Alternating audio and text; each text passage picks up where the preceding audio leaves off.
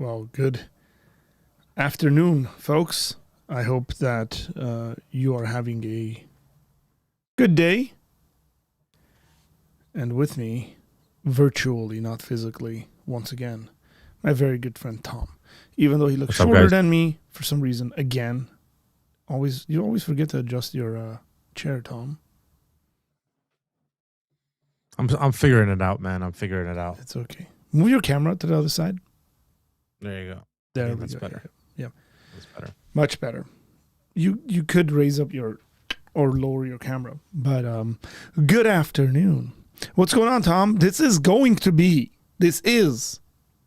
our last live stream. I know. I'm kind of bummed, to be honest. Of the year. I'm kind of bummed.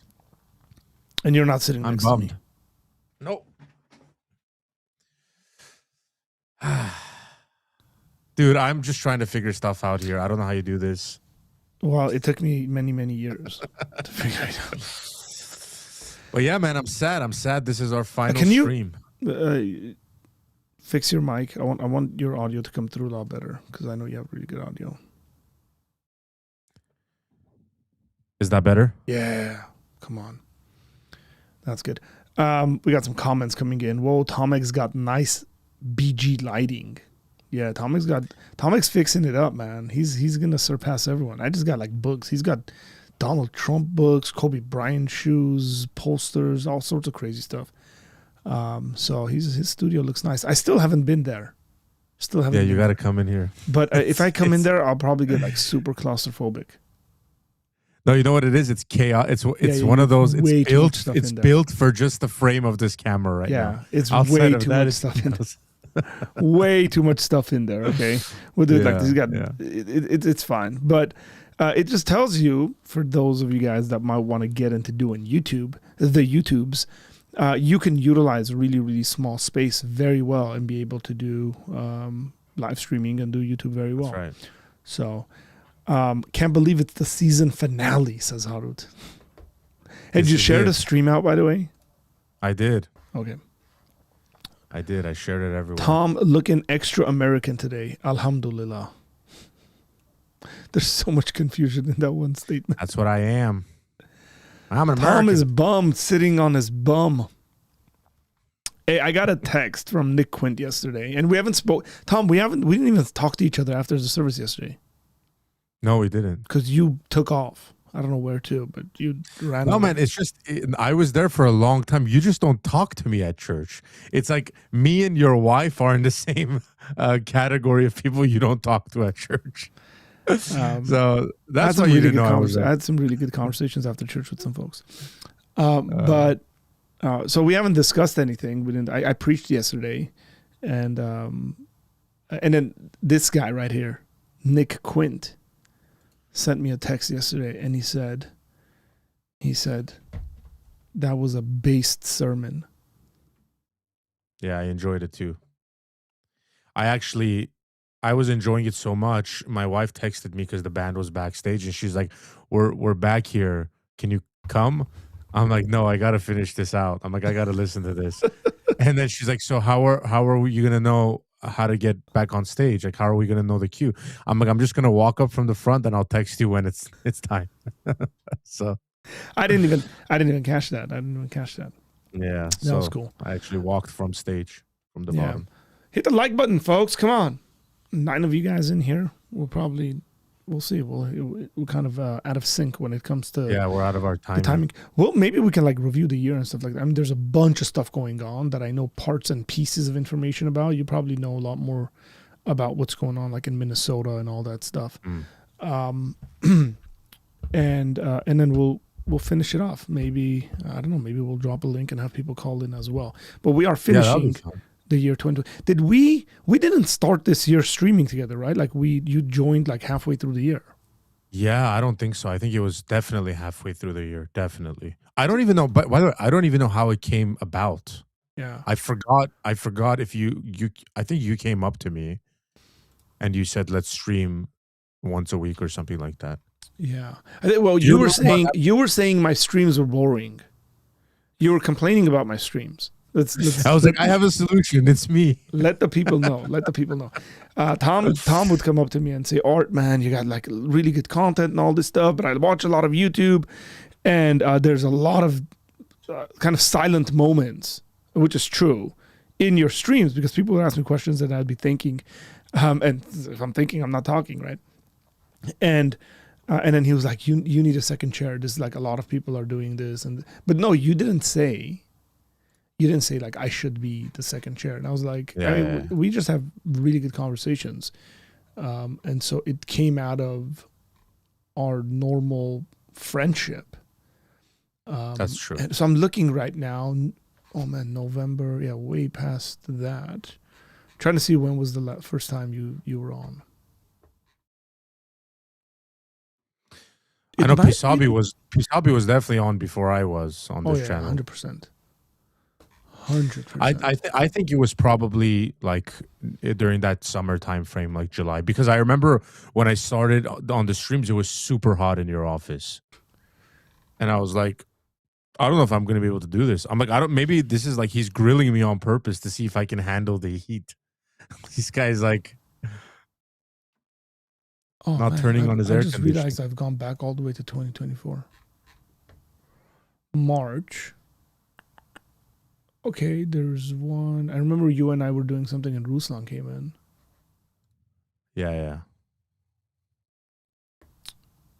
February, March, January. Man, this thing's jumping.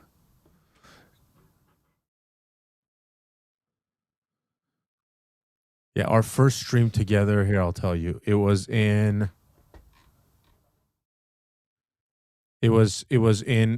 months ago, and it was "We Need to Man Up. Is Christianity Too Feminine?" Actually, no, it was the theology of worship and praise. I think that might have been. When was this? What was the date? Theology. Oh man, how'd you figure that out? So I went on your YouTube and I clicked on the live tab and I scrolled down to 9 months ago. It's studio with Ruslan. That's the first one I think I appear in. And then right after that, it's a theology of praise and worship, of worship and praise. And the lighting is awful, man. Oh my God. Don't hate on that old lighting. So you said, when was that? July? That makes sense. That makes sense. Yeah. By the way, a New Year's gift is on its way, Arthur. Wow.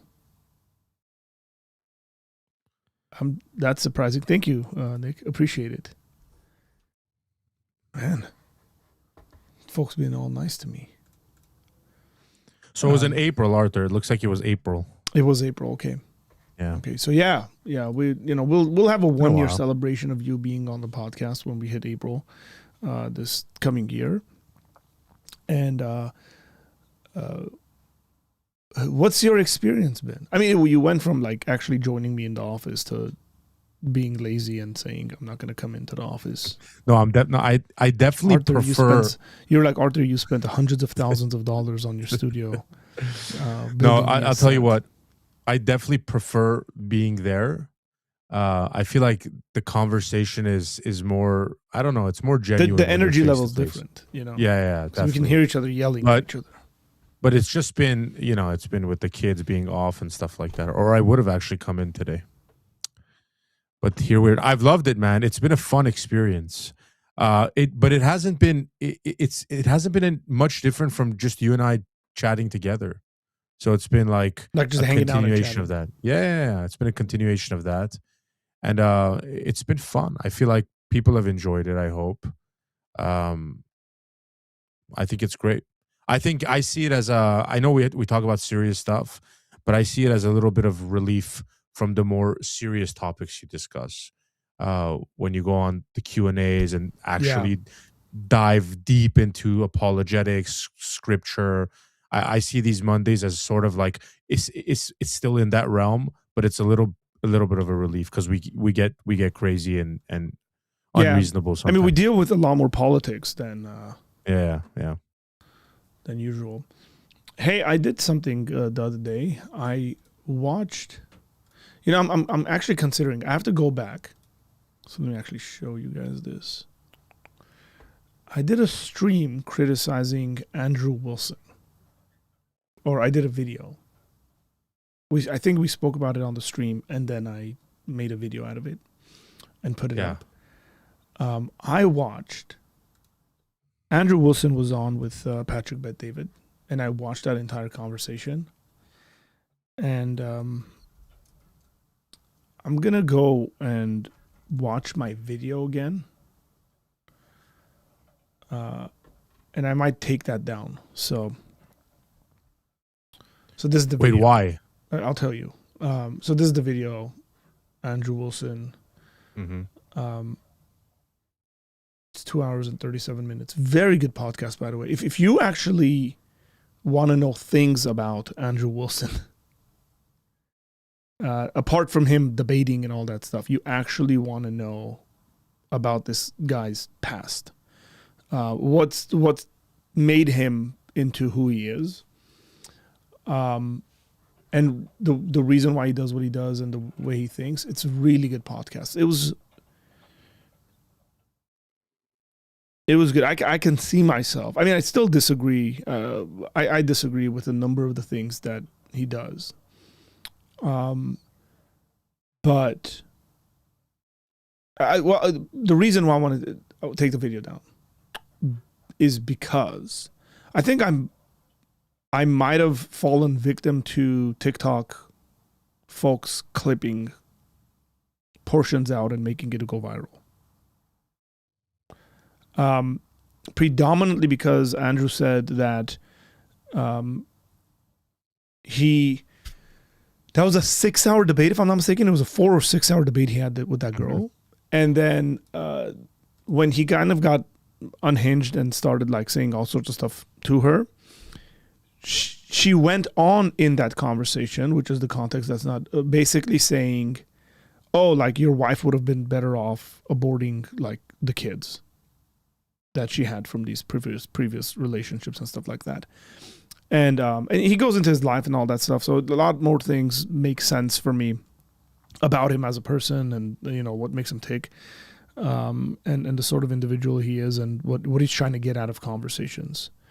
And so I have to go back and look at my video and see whether, given the full context of what he explains, whether what I'm saying still stands. Because I think I titled the video something like Andrew Wilson versus Charlie, the response he never gave. So I'm specifically saying this is the way that Andrew should have gone about it. But very good conversation, you guys. Go into his family, his upbringing. I definitely didn't know this, Tom. He went into a marriage with his wife being, having previous relationships and all this stuff, and having kids. But they had a 10-year-old son that passed away. Mm. Did you know this? No. Yeah. So a number of years ago now, I guess, when he got married to his wife, I guess that kid was like really young, maybe like 2 or something like that. But freak accident, this like friend's older brother put the kid in the car, went and rammed it into a tree. Their son died. And like, bro, when people go through the death of a child, that changes them. Dramatically changes them. And he's had a very interesting, I think you would like his story because I think he was an engineer, if I'm not mistaken. And then he got into doing this stuff because of like COVID and arguing with people on Facebook and stuff. And then like he fell into this. I mean, you're right. But the thing is that he knows the kind of things he gets himself on. Like he joins certain Well, he podcasts. wants to. Yeah, he wants to. No, I know. But I'm saying he knows those podcasts are like things that get clipped on social media and stuff. Yeah, so the thing it's is, not surprising. the clipping isn't the issue. My issue is me responding to something that actually is the case, or is it something that people took out of context, and I fell for them taking it out of context, and I should have watched the fuller context. Now I don't know, like it's not that, and like I think it's completely fine to take clips and respond to them and all that, as long as the clips aren't misrepresenting the larger conversation at hand. So that's just on my end and all that. So what's up, folks? Jerome's in the house. What up, America Jerome? flag on frame. He put Tamerica. America. Yeah, but Jerome was like America flag on frame, of course. Yeah, I didn't even notice that, by the way. Because I'm proud to be an American, where at least I know I'm free. Tom does owe you guys a song. I reminded him before we went on the stream. We were trying to figure out, we were a couple of minutes late because we were trying to figure out how we can play an instrumental that he can sing on. But maybe he'll do a cappella or something like that. I don't know. You know what I was thinking, actually? I stumbled across the Armenian rapper Armin. I stumbled upon his page yesterday. I meant to say, of course, we all like know his Armin. Instagram page. And and he had a picture of like his wife. You know, his wife just gave birth to a baby daughter recently, and it was like a crazy like medical scenario. Anyway, so I was just I'm interested in it. I was looking, and then I somehow got on the rest of his page, and I saw he had a link to the video he made for Pat Bet David. PBD, where he has that intro for PBD, but that's like a full song, and he has a music video to it, and he's like fighting in a boxing ring. It's pretty cool. And I was thinking, I was like, you know what? Why don't I make a version of that for Apologia Center? Like I can a version of that, or like an intro, like our own intro, like our own intro. Now maybe I won't be rapping. Maybe we can find someone who's a better rapper or something. But musically, you know, create like a cool little intro like that. Yeah, I love that. I mean, people love. We've been using that duduk that one of the guys made for me. That's not like clipped from anything. Someone made that for me. Yeah. Intro we have. And so maybe it's time for a change. Or it doesn't have to be the intro. It could just be like a pump up song we just have. No, we can use it as an intro. I don't mind changing things around. Because I don't want to remove that duduk guy's. No, it's completely fine. That's a pretty impressive intro. But we can have a duduk intro in there, so we can add like that duduk with a nice little, like a beat in the back. I feel like that would be fire. That'd be cool. By the way, a number of years ago, this is when I was in youth group and Pastor Jack was our youth pastor. I met with Armin and then kind of his crew. Oh, no way. Yeah, it was a really good conversation. I was very impressed with him. He's a highly intelligent guy. And we're discussing all sorts of stuff and faith predominantly. It was a really good conversation. Yeah, it seems like it, honestly. There's people like that I come across all the time. Like where you look at their social media and sort of like you do a little bit of like how do you say fuzulin in a nosy.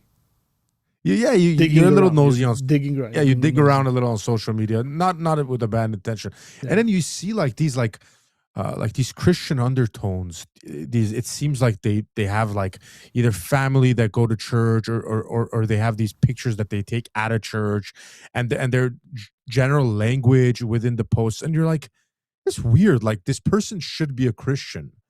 And then like Ruslan was going through that dating, and then you pull up another picture, like they're like twerking or something. It's like, man, Ruslan's dating thing the other day, I enjoyed it so much. It was hilarious. Oh, dude, I'm telling you, like I was telling Tom,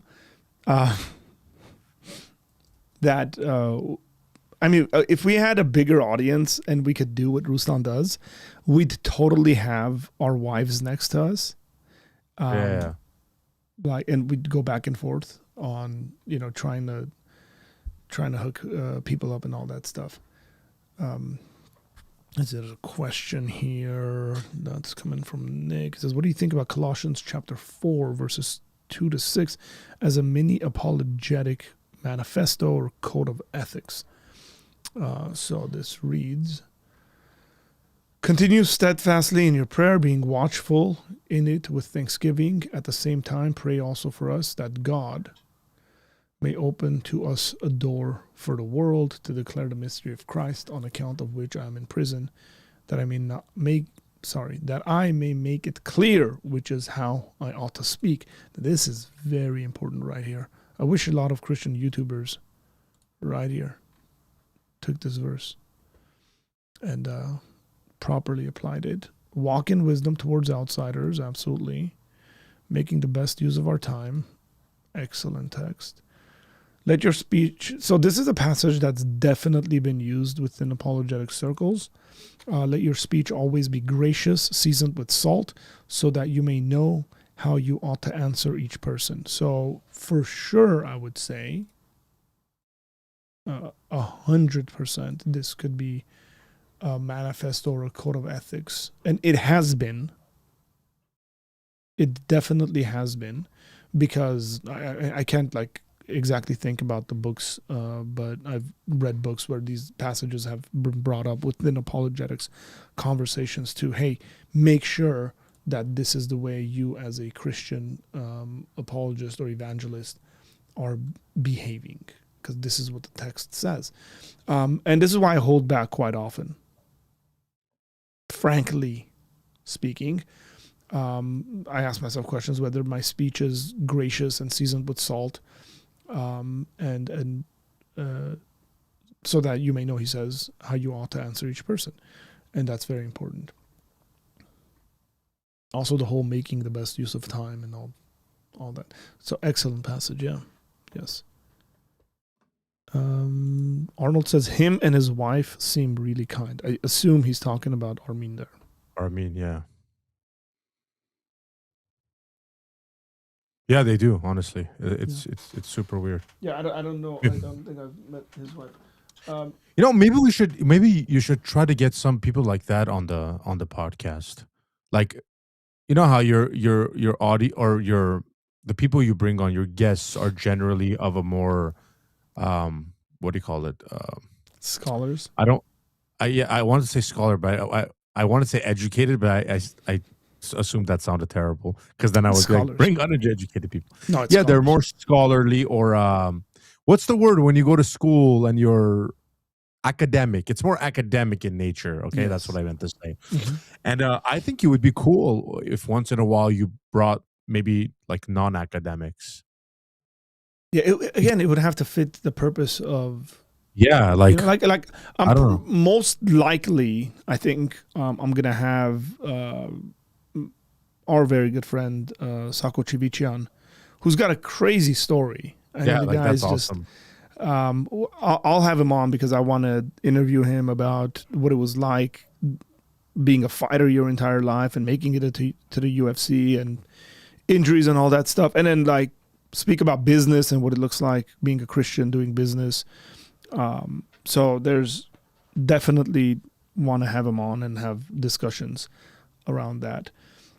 So I wanted to mention that I bought a couple of books. I've actually bought a bunch of books this year because I got discounts and someone else paid for the books. So shout out to David Wood's audience for paying for my books. But this is a book. I'm pretty sure this is a book that was recommended to me by Nick Quint. That says framing, not farming. Farming Paul. It says Framing Paul, an epistolary biography by Douglas Campbell. This is probably a very heavy book. I didn't ask, but I think he had recommended it, and then I'd put it in my wish list. And then when the opportunity came, I got that. And then Nick, I got stop this trying one. to convert him. Stop trying to convert him, Nick. To what? To your This is Pauline scholarship. I don't know what you're talking about. Your pro-female eldership model. That has nothing to do with that. I don't know, And man. then I feel like it's somewhere in there. I'm interested in this one. Neuroscience and the Soul. The Human Person in Philosophy, Science, and Theology. There's a good one. Tom Crisp, Steve Porter, Greg Tenelsoff. And Steve Porter is someone that we've had. He's one of those academics we've had on this channel and interviewed. And then there's a bunch of other books. I don't know. I got to read this. I got to read this stuff. I'm going to do a lot more reading this year. Hopefully. There's some things I can't share, but in due time, if appropriate, then we'll share them. Right, Tom? Now I'm confused what you're talking about. You got to do a better job to give me some cues. You know what I'm talking about. Yeah, I know. For sure. Guys, it's crazy what he's talking about. I have no idea what he's talking about. What do you mean you don't know what I'm talking about? Okay, I'll say one word and you'll know exactly what I'm talking about. You said I need to I'll read say one more. word and you'll know exactly what I'm talking about. Okay, go ahead. Okay. Or I guess this is one word. It might be two. Mr. Bean. Yes. If we will share in due time if we need to. Yes. He said convert him to basic scholarship. Get educated, Tom.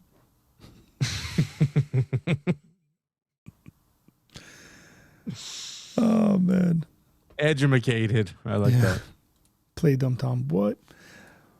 Yeah, he's not playing dumb. Hey, welcome guys. Hit the like button. We're just hanging out. We're ending the year. Tom, tell me about your year, man. How's it been? You've become a CEO. It's been nice. Yeah, it's been nice, man. I feel like, I feel like there's, maybe you're in the same boat right now, honestly. Maybe you're not. I don't know. But I feel like there's a lot of places I'm putting my attention, and I just haven't figured out where to focus most. And that's been like my 2025. There you go. If you haven't bought a Christmas present, or if you are like Nick Quint, who sent me a New Year's present, we give presents, and you should be giving presents for the whole Christmas season. On the first day of Christmas, my true love gave to me, right? And then second day and third day, and that goes until Three Kings Day, which is January 6th, or Day of Epiphany, or Armenian Christmas, or Oriental Orthodox Christmas, however you want to think about this stuff. But this is a really good gift to give to your loved ones. I love this, by the way. Simple Grill. The Simple Grill. No Simple Grill. Not Simple Grill. And it's really cool. And then one of the decisions that the company has made, Tom, I think it's fair to say this, right? That you guys are giving away a portion of income. That's right. Do you want to speak about that a little bit? Yeah, so for the Christmas season, basically, through January 6th, we're going to give a portion of our income to a charitable organization. And we put that at 5%. So that's like wherever their sales come from, right? So website, Amazon, wherever. Wait, you guys are on Amazon as well? Yeah, we're on Amazon. Oh, come on now. Why am I just... I didn't know that's that. Right. Yeah, and Amazon is tough, man. Amazon doesn't make it easy to it's very competitive. It's harder to sell. But if people buy it on Amazon, it'll probably boost you guys. Yeah. And we've been trying to not go. So in the past, Simple Grill has used a lot of ads and stuff. We've been trying to do more organic sales. Yeah. And it's tough. I'll tell you that much. It's tough. It's tough to do more organic sales, word of mouth, that kind of stuff. Yeah. So there's the Amazon product. I have it, by the way. I have it. I use it. Yeah, and we're coming out with a completely new kind of look of it. Not the actual product yet. That's in the works, but we got a new bag on the way, the new logo on the way. So it's gonna look really cool once it comes out. It's high quality metal, by the way. Yes, it's amazing. Good stuff. But yeah, man, it's been one of those years, where you're focused. It used to be so easy when I was in the corporate world, Art, because I would sort of wake up, 7:30 a.m. I would work on the East Coast time, 7:30 a.m., start working, do my thing. By the time it was 4:30, log off, then go. Then I had stuff in my schedule. It was either gym or basketball or some church-related activity or hangout. But when the corporate life is taken away, and then you're focusing on a bunch of stuff. So like for me, whether it's church ministry or my small business that I have with my wife, or Mhm. a simple grown stuff, and you're just like, all my energy is kind of being thrown in different directions. And it's not bad, by the way. You can. I feel like we lessen the abilities we have. Like we can do a lot of things as humans. But I just want 2026 to be a more like, like what's the vision? Organized What do year. I yeah, like what do I want to do? Like a planner in my mind. Yeah. It's like, You can buy Ruslan's planner and use it in your daily life. yeah. No, I saw that. I was actually on his website. I'm dead serious. Pretty impressive. Yeah. It's very impressive. How about you? Ruslan's not How's your sponsoring? Ruslan's not sponsoring or giving me a kickback or anything like that. It's just, it's good. Yeah, for sure. How you been? Getting on How's your Amazon is a winner 2025? in itself. I don't know. I have no idea how 2025 has passed by.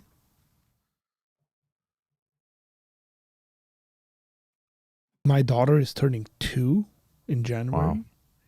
And I'm like, what? Yeah. When? She's talking a lot, which is really funny, by the way. I taught her to say tutus, Oh man. which is butt, like a human butt. And she says it really, really cute. Mm.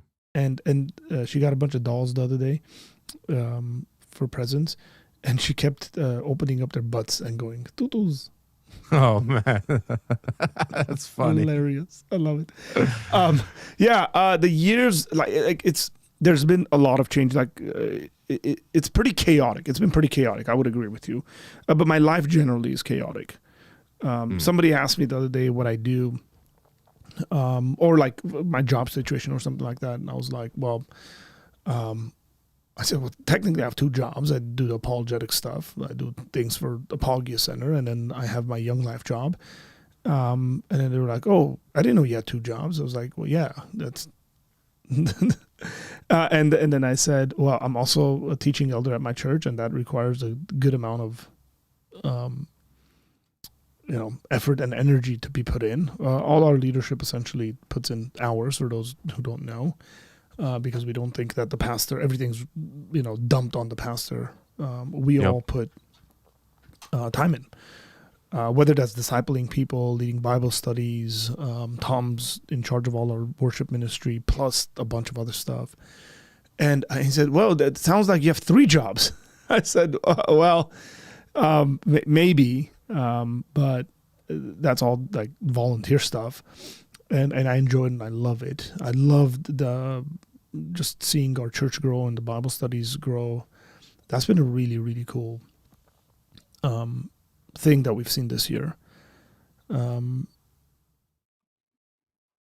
Yeah, seriously. So we've hit a bunch of goals. I mean, I don't know, man. Like from a goal perspective, I think we've hit a bunch of goals. Like for me, if you're talking about my life, like I've hit a bunch of goals. It's been really cool. It's been really cool over the last 2 years with the Young Life to start a ministry in an area where there was no ministry being done for the past 20 years. That's really awesome. And seeing that grow and develop and kids learn about Jesus always excites me. Always excites me when people get to hear the gospel and have their questions answered, and the kind of these obstacles get moved around. In regards to, there's a number of things that are like fallen into place in very interesting ways. For those that might not know, Ruslan said this the other day on the stream, so I'm going to take him for his word.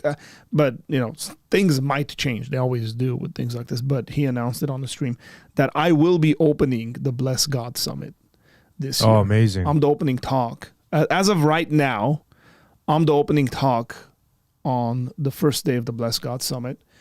And so, yeah, that I think that night's got kind of like, I opened it up. The main speaker that night is going to be Wes Huff.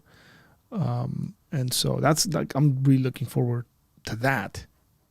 We had an amazing conference, the Praise with Reason event we did. I know that feels like a bazillion years ago, but it was in October, Tom. Yeah. Yeah, it does It feel like like a just very long happened. time. It's pretty crazy.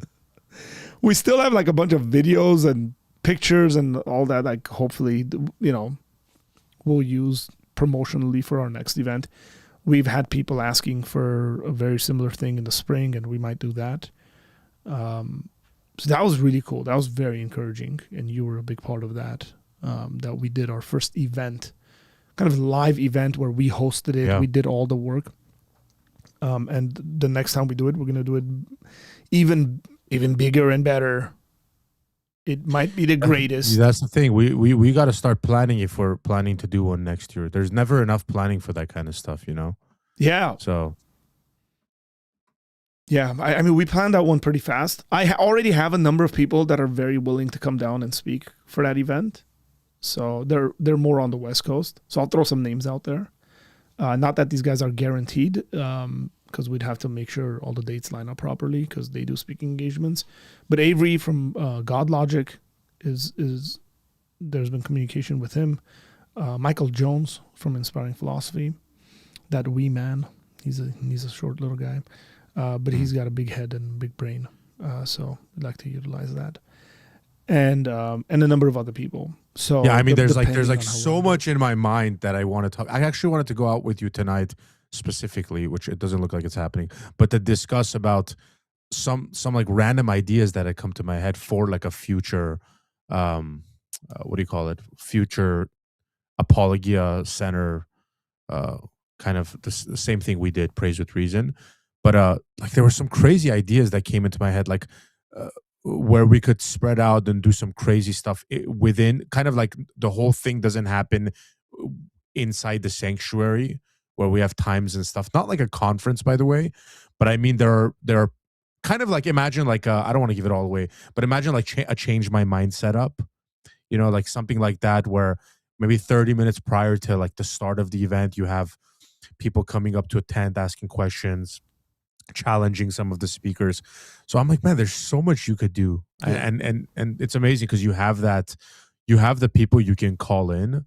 So then it's on us. It's like the hard part is done. Like, who are we going to get to speak? So then it becomes, how can we better the experience for people? Yeah. And I feel like the last time we did it, by the way, for a first time, I think it was great. But obviously you learn a lot of stuff. Like there's a lot of things I learned. Like, hey, maybe I should have focused less time on that and focus more time on that, you know, and in the future, hopefully. By the way, guys, I'm giving you guys at Apologia Center a discount code, which will be the cheapest you can get the Simple Grill. I'm gonna let this run till the. Oh wow, you're working on that as we were doing this. Yeah, so if you do Apologia 30, or sorry, I sent the wrong thing. Don't do that, because I first wanted to give a percentage discount, and then I was like, you know what? I'll just give a full on like amount off. So I'll give you. We're giving $50 off the grill. Okay, so I put Apologia 50. Come on, you can use that on. You can use that on the website. That's cheaper than any deal out there, including Amazon. So there you go. So go to buy your dad this present, guys. I'm telling you. You can even buy it now because Tom just randomly decided to give a $50 discount on it. You can even buy it now and hang on to it and then give it to your dad for Father's Day. That's right. Feel free to use that. Take advantage of that. Yeah, that's cool. Thank you, Tom. Appreciate that. You got it. But yeah, it's good, man. I feel like we got big stuff coming up for our church, for Apologia Center. And it's like balancing that art, like doing all that stuff with your regular work and with your family. So you don't become one of those dads where, you know, and all the books that you said you were going to read that you haven't read. Yeah. And that. For me, at least. Does it ship to the UK? We could ship it to the UK. Why not? Bro, the UK's got all the Alhamdulillah market base. I'm serious. But if they found out that it's owned by Christians, you know, they might say it's not halal. We could ship. So could they reach out? Like when you say we could, like if they want to buy it? Yeah, just reach out to me. Reach out to me. You can reach out on the Simple Grill's Instagram. So you can go to Instagram and search the Simple Grill. What would JD Arnold says promo code isn't working? It's probably like going live. Give it some time.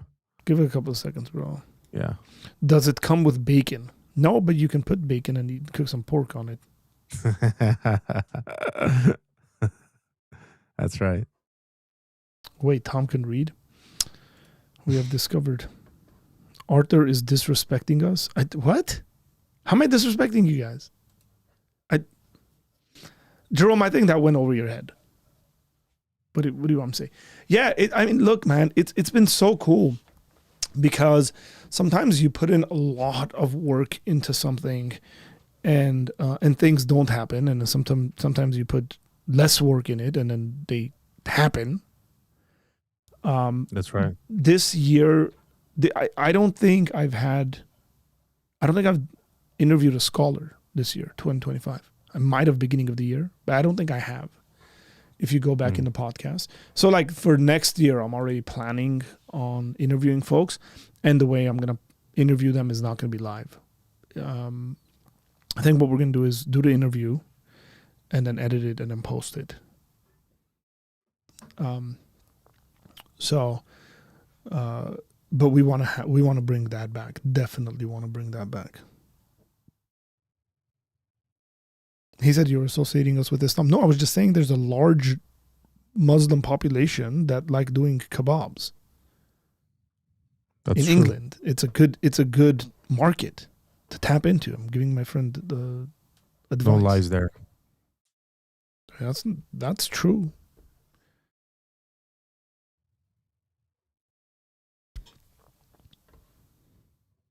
Tom ships it to the UK with a pack of bacon, and the UK screams. Have you advertised your product in Somalia? I hear they have a few extra $1 billion right now. Wow, Jamie. Oh, you mean Minnesota? No, cool, Jamie, man. Yes, we do ship to Minnesota. If that was your question, Jamie. I think that's what his question was. You guys are having a personal conversation on a live, it appears. I think all of our conversations are personal, by the way, Sawa. The whole point is that we're ending the year, so we're talking about kind of our year. Yes. So that's. What do you want to talk about, Sawa? What do you want to talk about? Hey, I want to talk about whatever Sawa wants to talk about today. I'm not sure about that. So, tell me what's happening with this whole daycare situation in Minnesota. Yeah, there's I mean, I probably know about it as much as you do because I'm just so tired of everything that's happening. But there's a YouTuber that went into Somalia. I forgot his name. Stop calling it Somalia. That was a slip. That was a Freudian slip. Yeah. So into Minnesota. Is there even a Minnesota anymore? Yeah. So he went in, I think, with like some what do you call it? Some receipts about kind of the fraud that was going on. And I saw some of his videos where he goes into Nick Shirley. That's his name, guys, if you want to check it out. So he goes in with this other old guy who has all like the evidence about like, so he basically goes into like kids, daycare center and goes like, you're supposed to have 79 children here. Where are the children? That there's no kids. And there's a bunch of this stuff happening, by the way, where they're walking around exposing like these people are allegedly, I'm not sure, allegedly they have kids in these places and they're apparently supposed to get like government funding and stuff, but they're actually like, housing no kids. But the even crazier part was where like the thing came out today. I don't know if you saw it. It's all over social media that Ilhan Omar's net worth went from like 35,000 to 30 million in a year. And I was like, what the heck? And so I was doing that like this morning. I'm always I was just curious researching. how I was like, politicians get rich like that. yeah, I was like, how do you do like I'm not like I'll do it, but how do you do it? Like so I don't know, man. Can you hear So that? it's been Can you hear that video I just started? no, I can't. Oh, that's good. Okay. I'm gonna pull up a little clip because Yeah, go ahead. from PBD. Go ahead, no talk. Yeah, so it's just crazy. Like it's just funny because like it's always the left wing that's always like, oh no, we don't like money. Bring socialism, capitalism sucks. And then you see these weird things like it's like, lady, your net worth went to 30 million in a what seems to be a year based on what I read. And I was reading like mainstream media sites, not even like Twitter or whatever. And that's kind of weird. It's like you're clearly not practicing what you preach. Oh, You're getting super bro, wealthy. that's communism to the core, right there, bro. Always is. It's always the same issue. Yeah. So I was talking to one of these girls, and we should have this girl on our channel. I know Like, she I was spoke to talking me her yesterday. She was like, "Tom told me that I'm going to come on the podcast." I was like, "Really? Tom decided that?" No. I said you should. I said you should come on the podcast. Yeah. But it was cool because first of all, she was talking to Ani, who's Women in Theology, and then they were talking about something, and then Ani's like, tell Tom that, and I happened to be walking by, and I was like, what do you got to tell me? Tell me right now. And she told me that apparently for the Charlie Kirk Amfest he does, that it was 54% women in attendance. She gave me the sticker, by the way. She was. She got this from Yeah, Amfest because she was there, and it's a 2 PSA sticker that says, "I want to be remembered for courage for my faith. That would be the most important thing." Charlie Kirk. Yeah, that's cool. No, but yeah, it's encouraging, like to see people like that. And then my point was, you got to expose these things as they come, because obviously when you have the party in power and that happens to be your political party, and then you got midterms and stuff coming up, it's super easy to get discouraged, especially when Trump does like knucklehead stuff or they don't do things that they promised they would do. And so it was encouraging to see like a younger person actually like fly somewhere, go to a convention for 4 days to talk about politics and faith and all that kind of stuff. I think it'd be very interesting to have someone like that on one time to discuss from the female perspective, especially. So. Yeah, I agree. Check this out. This is from PBD's podcast today.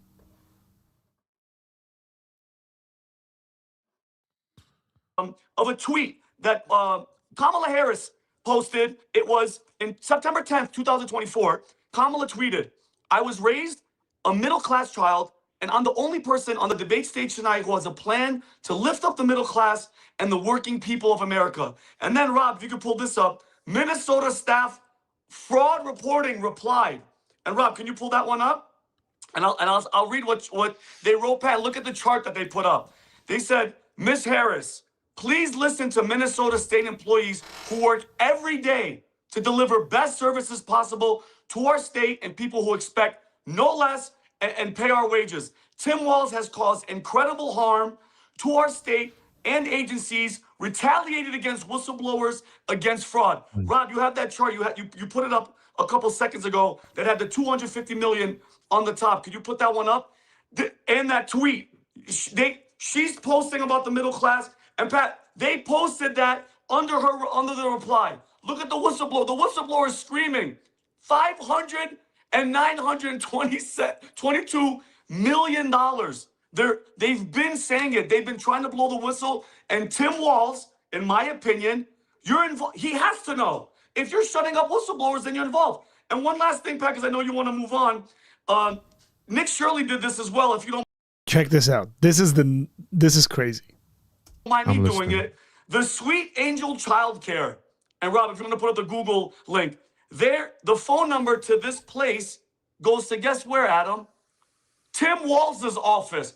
Why is one of these daycares, if you call, here's the number, Pat. I'm gonna call. I'm gonna put on speakerphone. Let's see. No. Let's see where this number's going. Get out of here. The one on the top. The Sweet Angel.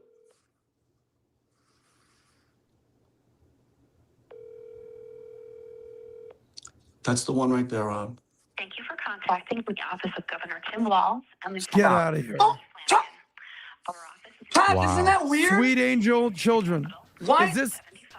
Can you read the number for us to match it? So, Read Pat, the number is 651 Yep. 201 Yep. 3400. That's the exact. Zoom in a little bit on that number, Rob, for Sweet Angel Wow. Childcare. Why, hey, That's the Patrick, same why in exact God's number. name would it go to Tim Waltz's office? Huh?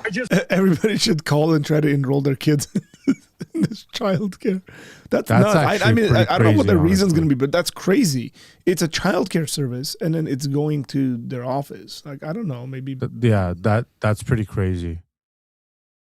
I just searched it at Minnesota.gov. That's a match. Wow. So, Well, And is so that- do we have a number to the Leering Center where all the Somali kids were leering every single day? I want to do this one thing before we move on to the next story because we got a lot more stories to go through. Rob, can you show one of the clips, especially the lady that just shuts the door on Nick? This is crazy. Bro. If you can show that one clip, and Did then you see this, Tom? No, I haven't. Oh, we'll watch move this. on. If the I audience watched hasn't bits seen and this pieces. yet, Yeah, go watch ahead, Rob. Watch this, folks. You're going to get very upset. In here in your child care, Which child care name is a lot of Minnesota Child Care right here. It's from the state of Oh, I've Minnesota's seen this. website. Yeah. We're just wondering where the children are. where the children are. Yeah, where are the children? It says Covering you her have 102 face. children here, and you got $2.66 million this year in funding, and $2.5 million last year. We're just wondering where the kids are. And who are you? My name's Nick Shirley. Nick Shirley. And where are you? Which department? That is harassment. Oh, we are from ourselves. that's harassment. Hello. This we'd is like to harassment, ask where asking the money goes. questions. Look at that. Yeah. Look This at is that. in America. Shut us down. Where are the children at? No children inside of this daycare center. And look, at this daycare center right here, no children inside of this daycare Jeez. center. But between those buildings, over $2.6 million. We're Tom, how much money Investigation, did they're trying to make Fraud. Yeah, I mean, clearly there's fraud here. Yeah, obviously. And it seems like though it's crashing down on them, but it's crazy because I mean, I don't know, I don't watch too much mainstream media these days, but it just doesn't seem like it's a big news thing topic. And it's super weird. Like, can you imagine if I don't know, I don't even know how to put this. Like if it was some like I can't even say white because yeah, but whatever. Just flip the scenario where it was something that was more beneficial to a group of people whose downfall was more beneficial to the left. I feel like it would be everywhere, man. If there was like a Christian, here, imagine there was like a super Christian organization that came out and they had done like billions of dollars of fraud, like I don't know, some kind of Christian church denomination or whatever. I feel like it would be crazy, dude. It would And be rightfully all so. over. Rightfully Yeah. so. Yeah.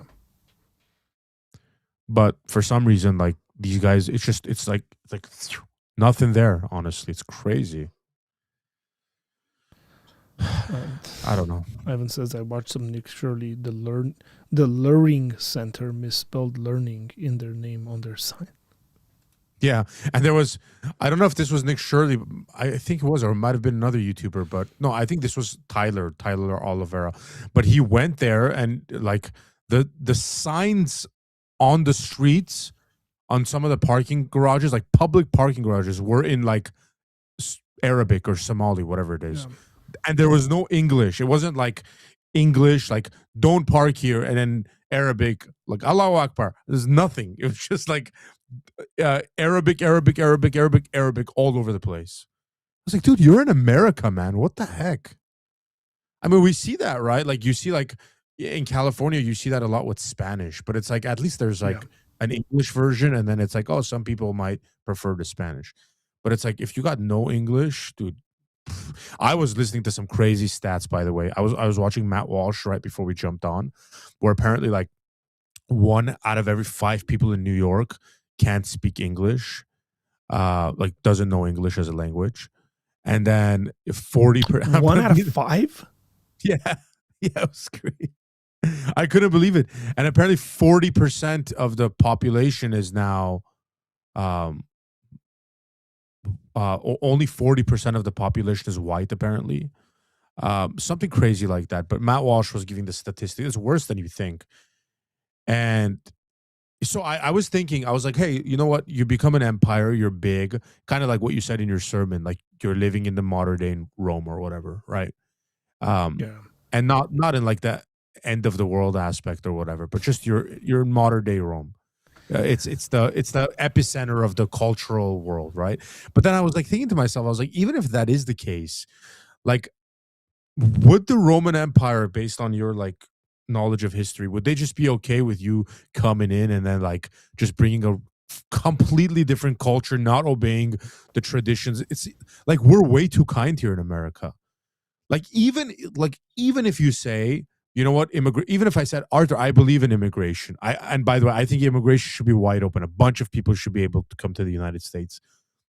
I would still be like, even in that case, hypothetically, what I'm thinking about it, I'd still be like, but they gotta like care enough to learn the language at least, Yeah, yeah. or like read the signs on the And street. it's understandable that you get an older generation that doesn't like speak the language and stuff, or it's hard for them to learn a new language. Like that's always going to be the case. Yeah. Case in point, say like my parents. My mom's English is a lot better than my dad's English, but like as you go with the kids and stuff, I mean, there's just no issues there. I was having a conversation with my dad the other day, and he was talking about like our kids talking Armenian and stuff, and I was like, Dad, my son writes better Armenian than I do, because he was like criticizing me. He's like, you guys keep talking to them in English and stuff, and I was like, yes, and he's got a point to a certain extent on some stuff, but I was like, this guy writes, his handwriting is better in Armenian. He reads better Armenian than I do. It's not that we're not teaching our kids Armenian. I said conversationally they could be a lot better, but so I mean there's an aspect of like protecting or like not losing your language and all that stuff, and we're big on that. But let me see. Saul, I don't know why Saul was being a little. She said, "Not that you all care." I don't know why you have to start a sentence like this, but anyways, because it sounds kind of passive aggressive. Saul, don't do that. But Australia has had the Somali problem for over a decade. So you could have just said Australia's had the Somali problem for over a decade. That's interesting. Again, this goes to the idea, and I know this is very unpopular to say, not all cultures are made equally. There are cultures that cannot work together for various reasons. We can let a sociologist deal with that. But that's definitely the case. Like if you deny that, I think you're just being just stubborn for no apparent reason. And then Jesse here said, Somalis aren't the only ones that do fraud in the United States. So many ethnicities, some get away with it and some don't. So you're right. Absolutely. I mean, this is a human problem. It's not a Somali problem or, whatever. But the issue here, Jesse, is that it seems like the government is complicit, that the government of Minnesota, the state government, knows about it, has been hiding it, shutting down whistleblowers. Like that's the issue. It's not that there's fraud in the United States. We all know there's fraud in the United States. But specifically in this case, it has to do with the local authorities somehow being in cahoots. Yeah, that's true. That's the difference. Well, Sawa says that in Australia, the kids' boys are all in gangs. Awful. We've had heaps of the community rise up. The left government didn't care. They bring them in for many reasons, purposely. Oh, this is the new code, guys. This code works now? Yeah, I have no idea why the other one isn't working, but I created this one off a duplicate, so it's the settings are probably more correct. But this one's gonna work for sure. Yeah, that one's gonna work. Same thing, well. same $50 off. $50 off on the Simple Grill for your New Year's gift giving. That's right. And your later Christmas gift giving and all that. Yeah, man, it's wow. Saul came in swing. Man, Arthur, relax. It's the What's going Aussie on in with me Talo? stirring. If Australians are all passive aggressive people, then that's fine. I mean, y'all need to chill. But to start a sentence with assuming that people don't care and wouldn't care, I just think is disingenuous. Right. That's what I find on, I don't know, Antica's lives. I don't know what that means. They don't get the Aussie sense of humor. Also, young men, respect your elders. You can't be passive aggressive and aggressive. Pick one. Okay? Just be aggressive, but don't be passive aggressive. I much prefer just being plain old aggressive instead of passive aggressive. I just like the fact of you said that, not that y'all would care. Bothers me. Because we care. We don't only care about the United States. We care about the world. We care about all sorts of crazy stuff happening. By the way, I don't know if you've heard this, Tom. This is actually pretty sad. And this puts some things into perspective. What's going on? I'm pulling it up.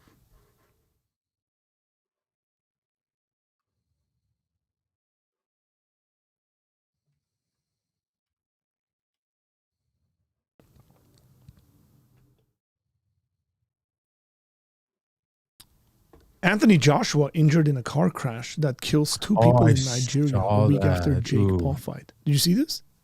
Yeah, I saw the video of him actually being pulled out of the car. Yeah. This is nuts. Oh, there it is. That's insane.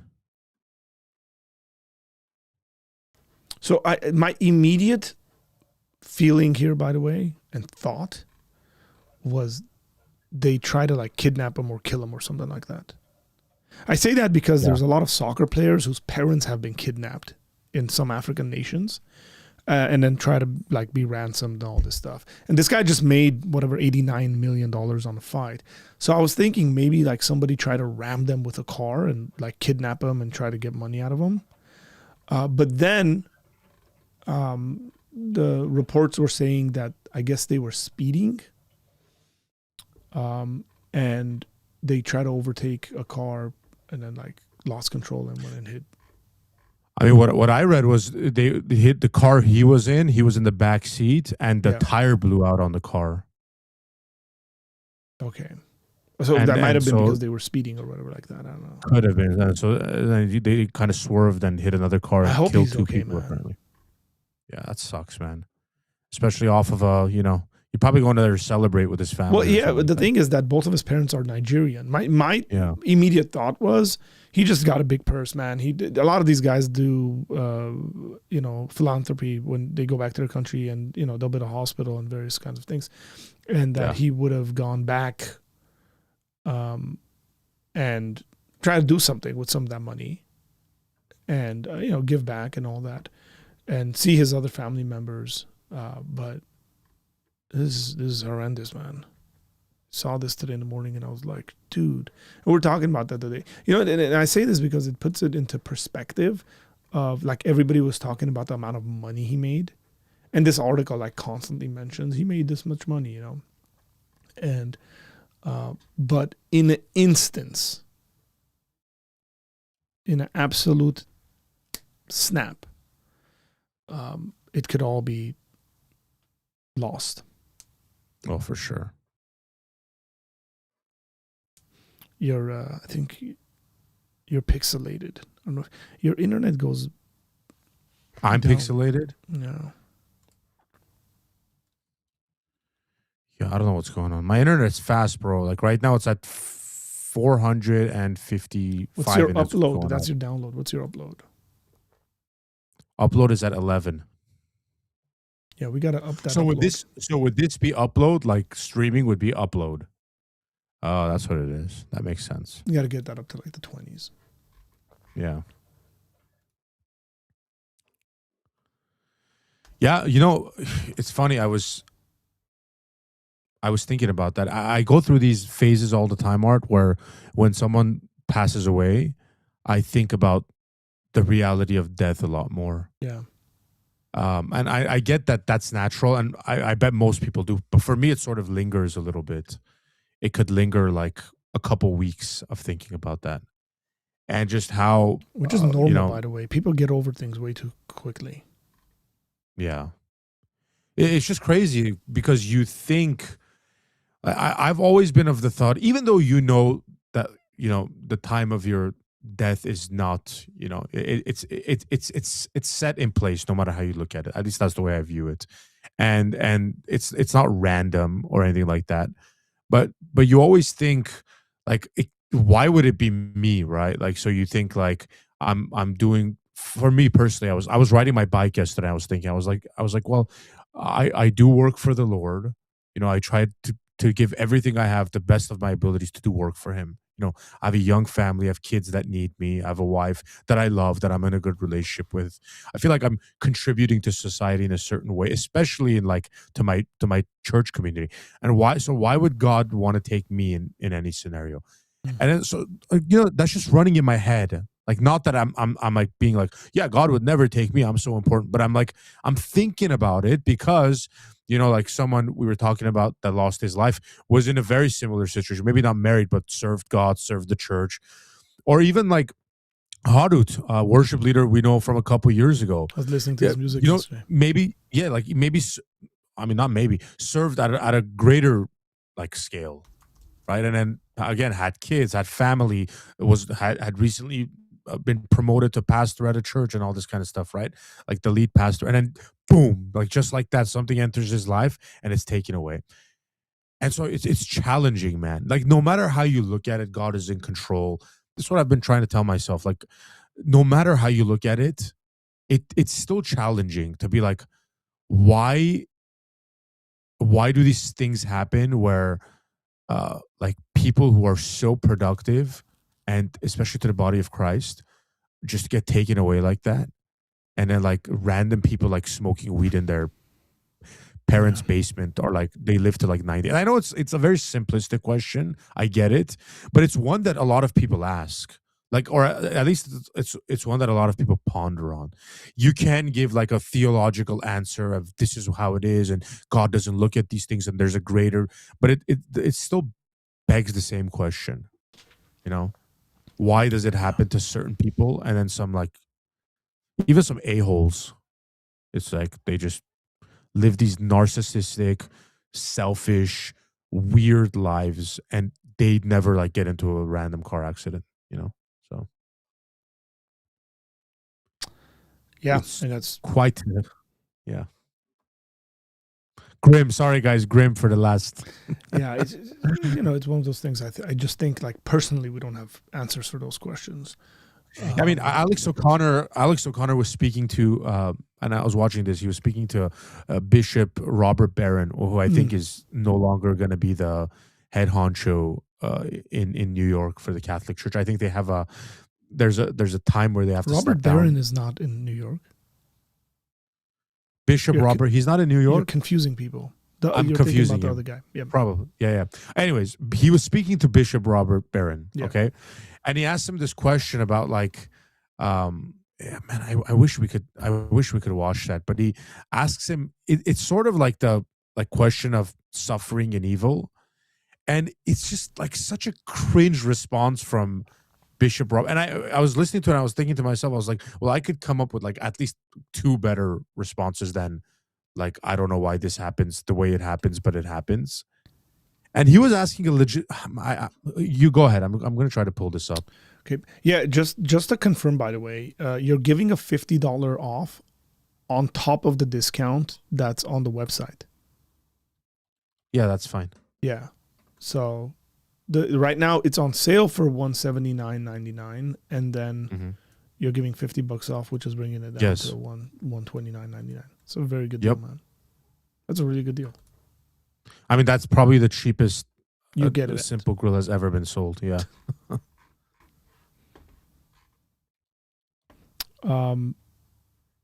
Yeah, I mean, some of these comments you guys are coming up with, I'm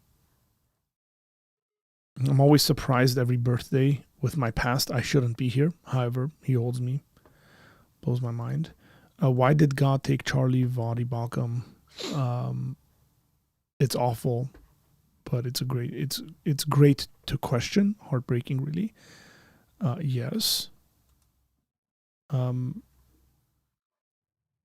My response, and generally to this, is something like, I don't know, like we think, in my opinion, could be wrong about this, but like we sort of think incorrectly that like I think God's allowing these things to happen. I don't know if I would use that language, like God took so and so. And I don't think modern Christians, especially Westerners, I don't think we are well acquainted with the effects of sin in the world. We're isolated and protected quite a bit from it, where historically Christians have felt it on their skin, and then I think globally Christians feel it on their skin, and the reality of world history is human sin being lived out. I mentioned this in my sermon yesterday. Said, people talk about like, oh man, it's really bad. These days it's really bad and all this stuff. I was like, the first generation after Adam and Eve, a brother kills his brother. That's It right. doesn't get any worse than that. Like that's your sibling you have murdered. And that's, essentially the root there is this is the human issue, this is the human predicament. And so we're going to see this constantly. Like there's an aspect of, within the Christian worldview, there's an aspect of expectation of evil. We should not be surprised at evil. I know we are. And that's because we're in shock. It happens. It's unexpected. It's, all sorts of stuff. But to be like purely analytical and logical about it, it shouldn't surprise us, because we are not giving a worldview to people saying everything should be handy dandy, everything should be really good. No, we're actually saying the opposite of that. We should be expecting human error and wrong and evil, like senseless violence, absolutely senseless violence, where you kind of look at it and say, what's the reason this person did this? And you can't find a reason. In the Christian worldview, you should be expecting that, because that's having a very high view of sin. That sin is really, really bad. Sin is not just people making bad decisions. We have to be careful not to psychologize or psychoanalyze some of these things. Like, so and so sinned because their parents were bad. They went and did this act. They went and committed this vile act, and then we try to psychoanalyze it, and we do stuff like, they had bad parents and stuff. Yes, that those things definitely affect the situation, but you can have somebody who was brought up in an absolutely loving, gracious, awesome family, and they go do the most heinous things on the planet because they're sinners. Because that's how bad sin is. Yeah. The human heart is wicked above all things. Who can know it? But the Lord your God, right? Like so, and I think preachers preach that way quite often. I blame preachers, of whom I put myself in that category. Of we try to give rational, predominantly psychological reasons, and I'm not against that. I think there's a very, very good aspect of that as to why we do all the things that we do, but there's a rawness to sin that when we do that, we sometimes miss out on. Like we forget how just disgustingly evil that is, and how evil we are if we were to be left to our own ways. That's right. And all the Calvinists in the room said amen. Said that yesterday a couple of times. got a good. Yeah, you were really I don't know. It felt weird. It felt like you were complimenting the Calvinists and dunking on us at the same time. That So I was the like, goal. That was the goal. I was like, what's he doing here? I was like, is he like I don't know whether I should be happy or sad right now. Did it just offend yeah, me? I was like, I'm kind of happy because he's saying like he's kind of giving props to the Calvinists in a sense. Like, here's a passage, and then but he's like, but this is not a proof text at all, actually. And then I'm like, oh, it's not. And then he's like, and calm down, you Armenian Pentecostals. And I was like, man, I didn't something's say happening that. I here. didn't say that. No, but you said something about Pentecostals. did, You I said did. like the Holy Spirit. You said Holy Spirit. It was so funny when you said that. So you mentioned the power of the Holy Spirit. You're like, well, you can live this life for God because the power of the Holy Spirit is in you. And you're like, and don't think I'm like using the word Holy Spirit as some like, kind of Pentecostal thing. And that was just funny, man. It was Yeah, a just, great it's sermon. because it's there are people who will hear certain things and immediately shut themselves off. And it's like, this is Yeah. just a biblical thing. The problem is not the text of the Bible, right? Like, the problem is you as an individual who somehow thinks that's a category that belongs to certain kind of people. It's like when I speak about sovereignty, people think I'm somehow communicating some kind of a Calvinist like talking point. And it's like, no, it's the Bible has a high view of sovereignty. When I talk about continuationism and the power of the Holy Spirit in our lives and the activity of the continuous activity of the Holy Spirit in our lives, people think it's a Pentecostal talking point. And it's not. It's what's in the text. The text assumes these things and moves in those directions. And I'm going to move in those directions.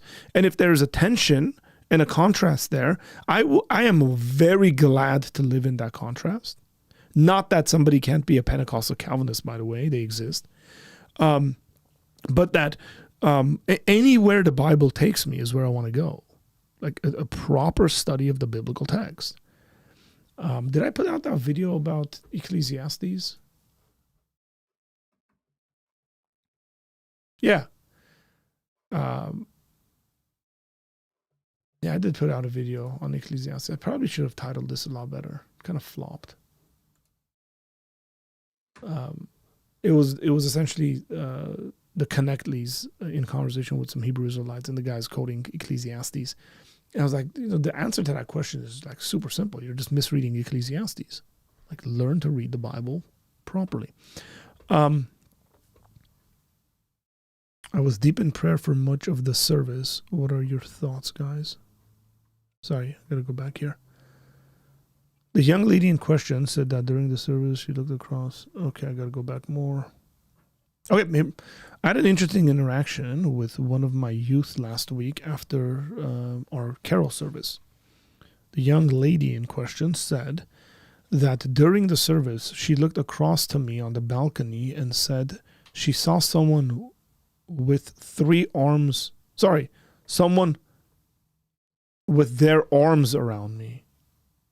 I was sat alone on the pew. I was in prayer for much of the service. What are your thoughts, you guys? I'm going to assume the experience is genuine. And it's not beyond any reason for me to think about that she saw something in like a spiritual sense of God just comforting you or Jesus comforting you.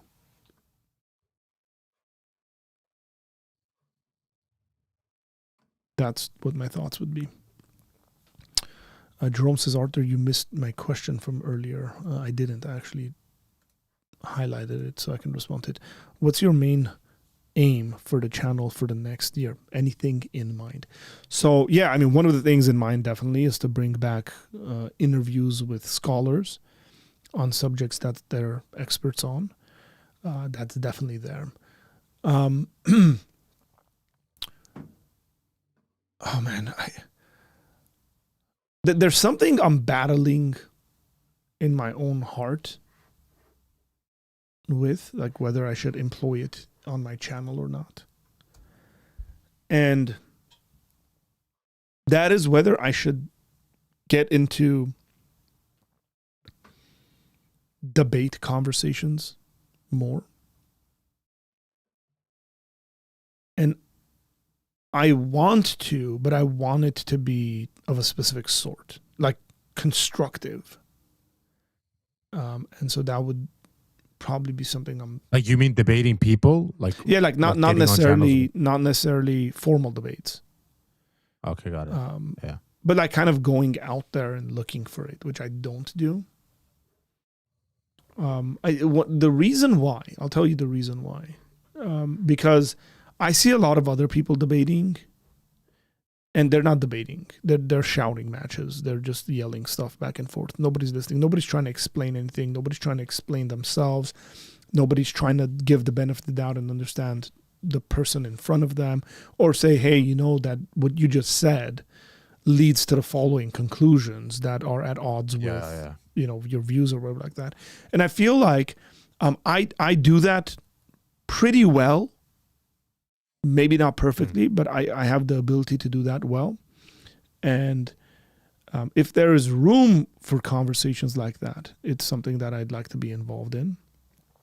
And yeah, I mean, I'd like to make more videos that are topic specific, I guess. So we'll see. One of the things I've realized is it's a lot easier for me to make videos that are topic specific when I am reading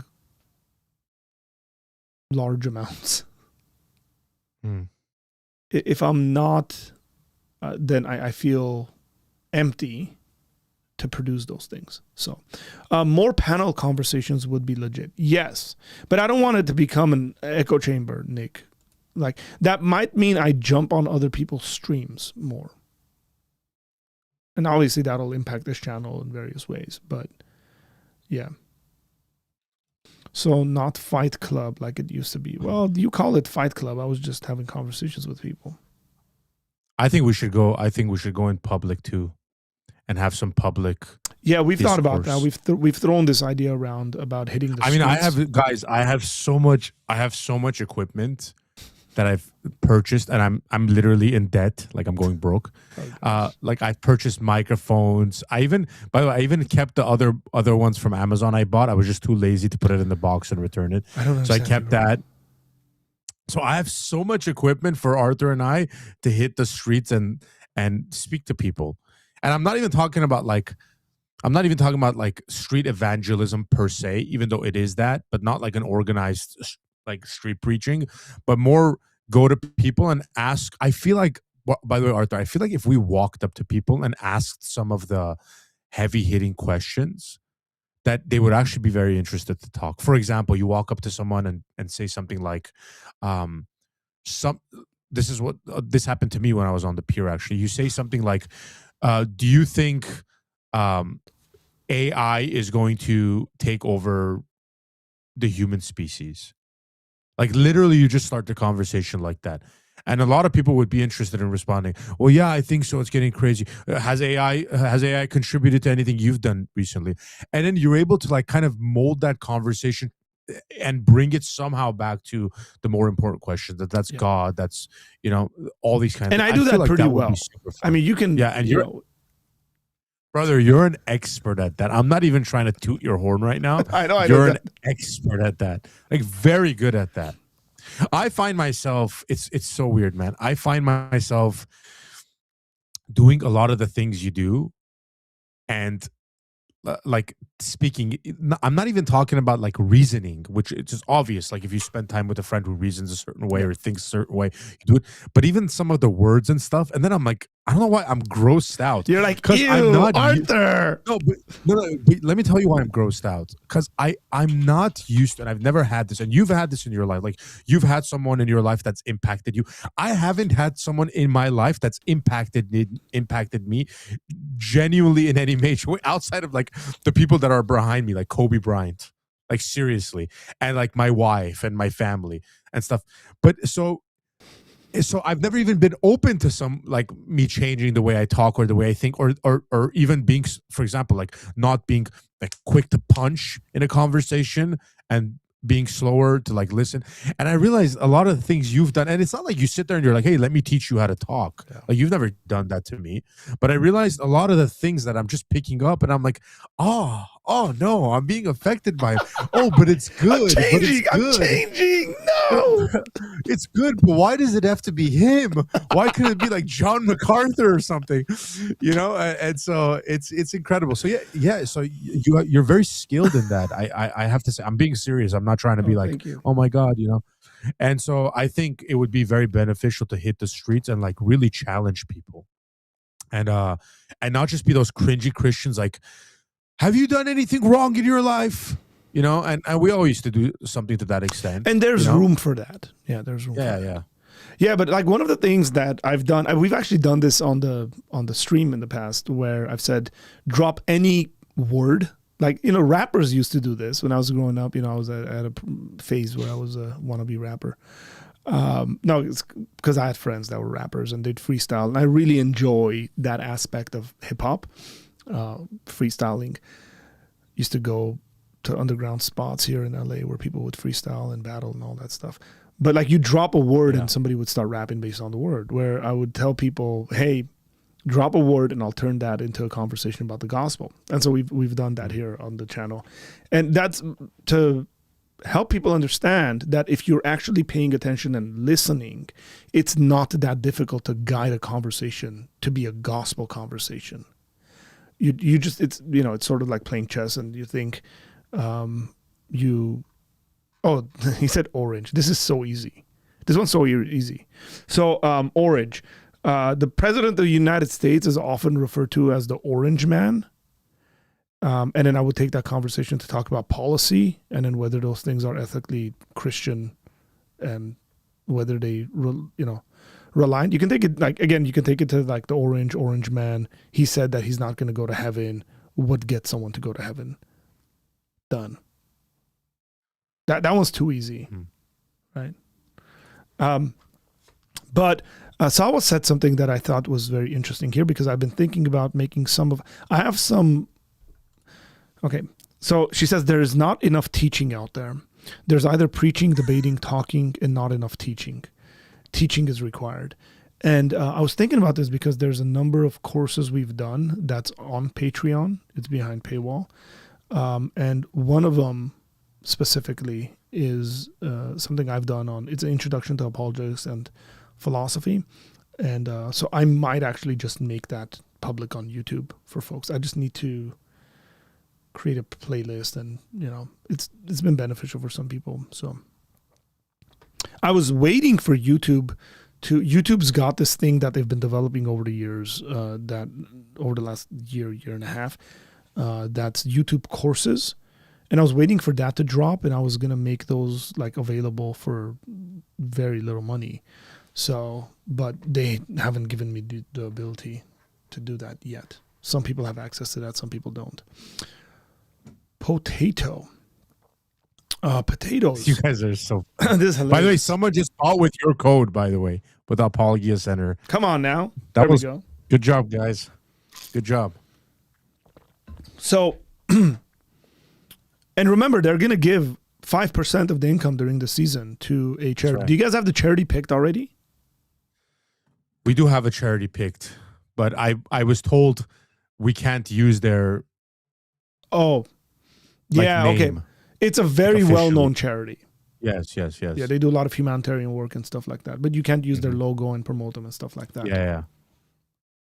Would be just like saying their name be a part of that? I don't know. Honestly, I'll say it's not like they're watching this. It's a Samaritan's Purse. Yeah. So we wanted to do it as a way of giving back during the Christmas season, and I love what they do. Yeah. So it's go ahead. I don't want to. No, that's fine. I mean, it's just it's going to 5% of the sales are going to go to Samaritan's Purse. Potatoes are very versatile. You can do all sorts of stuff with potatoes. You know, you can make chips out of them. You can, mash them and smash them and all that stuff. So they're very versatile. It seems to me that potatoes might have a designer to them for versatility, and I'll take it to a design conversation maybe. Very good. What's up? What's up, Derek? How you doing? What's going on?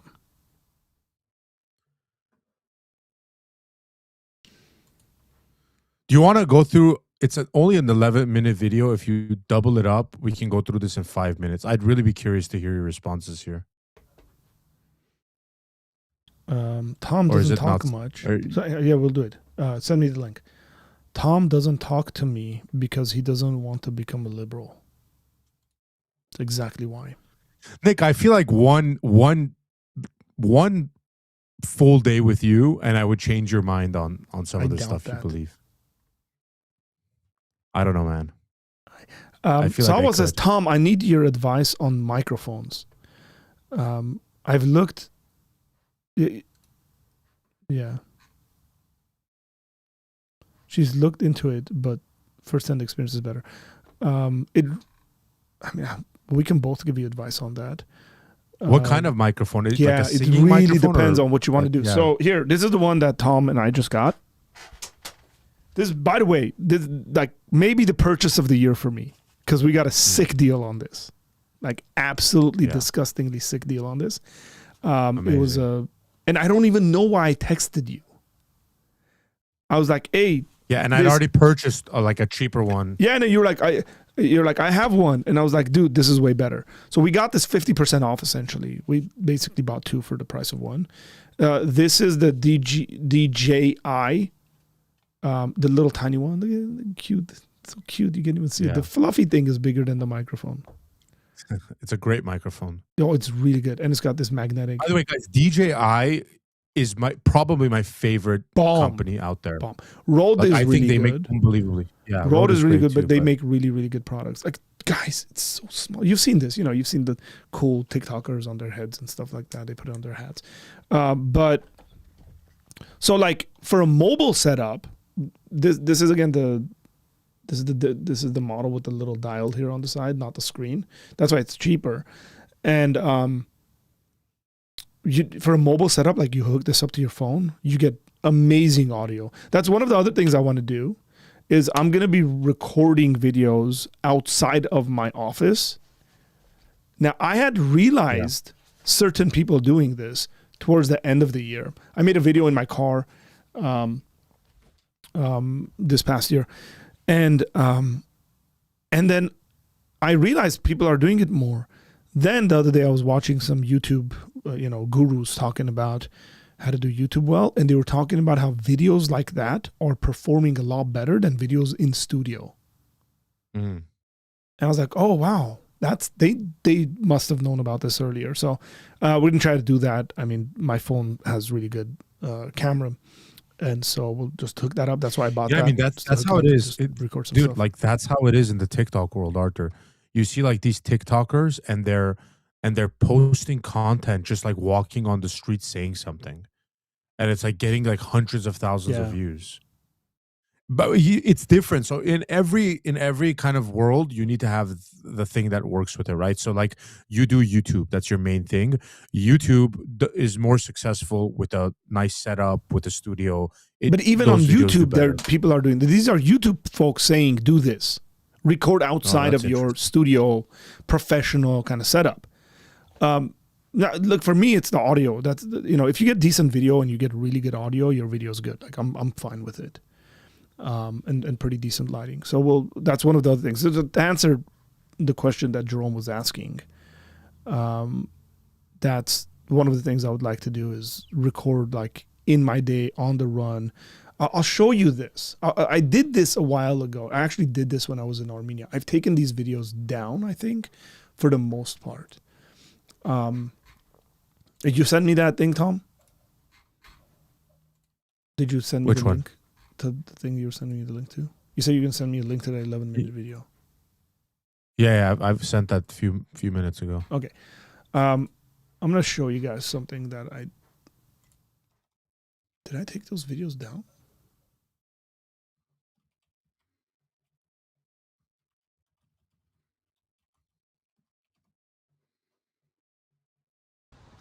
Okay. I'll show you guys that thing. Sawa says, what was so funny about teaching, Tom, not being aggressive or passive aggressive? Simply asking. No, no, I was laughing at someone putting potato in the comment. I was not laughing at the teaching. I actually think that's a great point. I think you could do that, which is what I was telling Arthur. Like, imagine going up to someone on the street, Sawa, and going like, "What do you think about the problem of evil? How can Christians claim God is loving, yet there's evil in the world?" And then you tell them you're a Christian who believes in God and stuff like that. Like, that would be pretty incredible. Like, you're not avoiding the tough question. And I think that's what we do. I'm sorry, guys, but like I know, like, my knowledge level is nothing compared to these guys on YouTube, and some of these guys even Arthur is friends with.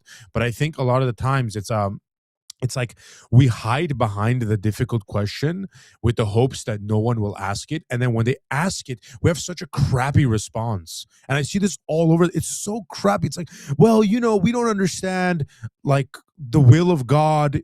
You know, maybe in like 600 years, like this horrible event that happened could be, you know, could cause some other person to become. And it's just like, I'm like, man, like, that's like, you've thought about the Christianity for so long, and that's the answer you came up with. The Bible says so. Like, there has to be a better answer, man. And there are better answers. And I think the way you do it, this is just my opinion. I think the way you do it is you start with the difficult questions. Like, you actually like expose yourself as a Christian while offering them the answers to the most difficult questions. And then them actually like surrendering their lives to Jesus and following him and all that kind of stuff, and whether there's a, you know, like heaven, hell, like that stuff becomes super easy to speak about once you can answer the largest questions, which is, you know, like, you know, yeah, we struggle with the idea that there's evil in the world. Yeah, I'm a Christian, and that's something I struggle with terribly. And then go walk through them with that. These are the consequences. I don't know, like, you know, that's what I think. So I think you're right, Salwa. I think if we watch this video right now, it'll, you know, it'll kind of go more into what I'm saying. By the way, just a statement here. I know, Tom, you posted the link to the mics that we have, our mobile mics. That's the lowest price you can buy this mic at is this. It's 53% off. It's $80. This is $170 mic with the charging case and all that stuff. So it's very, very compact. Not being sponsored, by the way. I wish. I'm seriously. Seriously. But yeah, come on.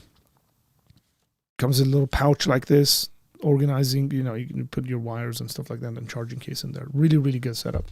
And I actually had other mics. I had these Rode mics that were a mobile setup, a little bigger than this and stuff. I actually sent those to Armenia for our guys to use it over there. And so we're using this. So yeah. So I used to do videos like this, Tom. This when I was in Armenia. I had a video series that I would do like this, where I would set up my phone, and I didn't even have a mic source. And at the time.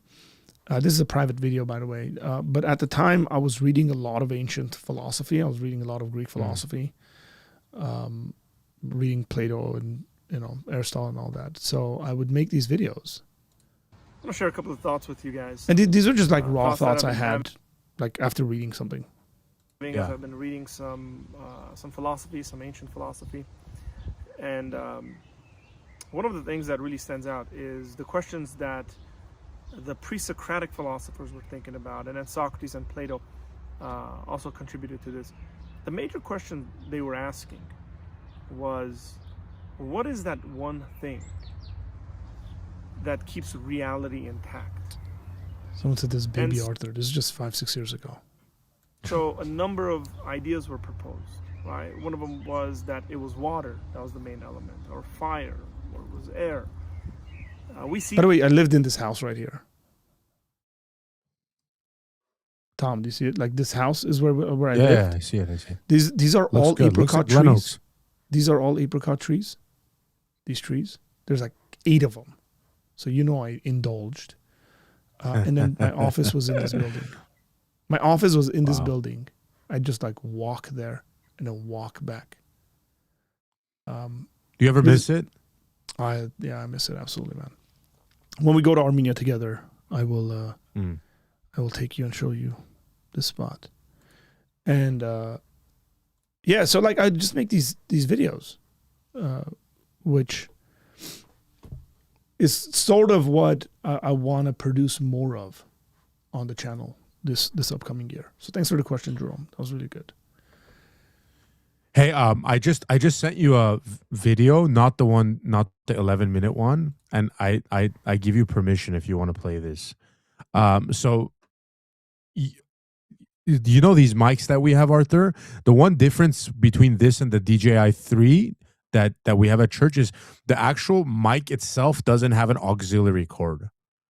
Like, you get what I'm saying? One so second, like one second. You sent me a video? It's coming. It's being sent to you. So like in our the church one we have. So there's the church one we have has the phone. There's an auxiliary that you can run lapel and do interviews. This one doesn't. Yes. This one doesn't. So I still recorded a video. So I took this mic with the fuzzy on it and I stuck it in front of a loudspeaker. Okay, just to test it out. And so I put it there and I was like, okay, let me see how it works if I do a live video, like just me singing with the iPhone recording versus actually putting this. And usually these lapels fail big time, but we did it here. You guys can watch this. It's me and my wife singing in case you guys are interested as well. Okay. Oh, this is I can't believe this is about to go to the world. Like sure we're in pajamas, guys.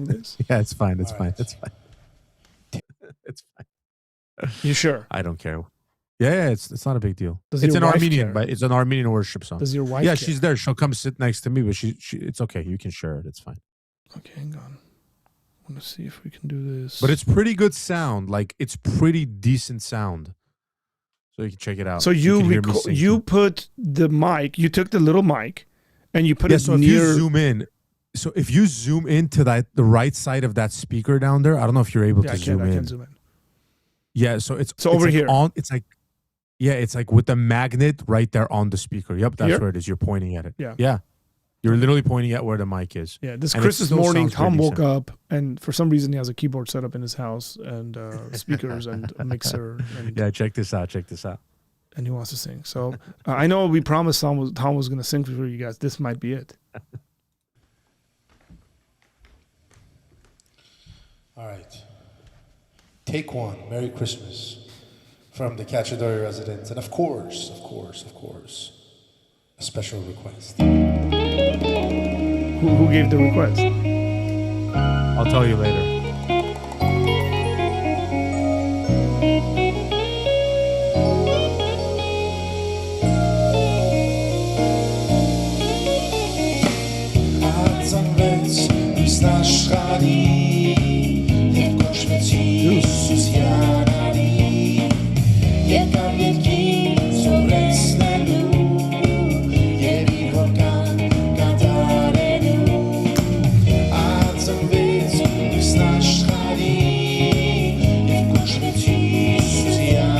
Wow, it's pretty good sound.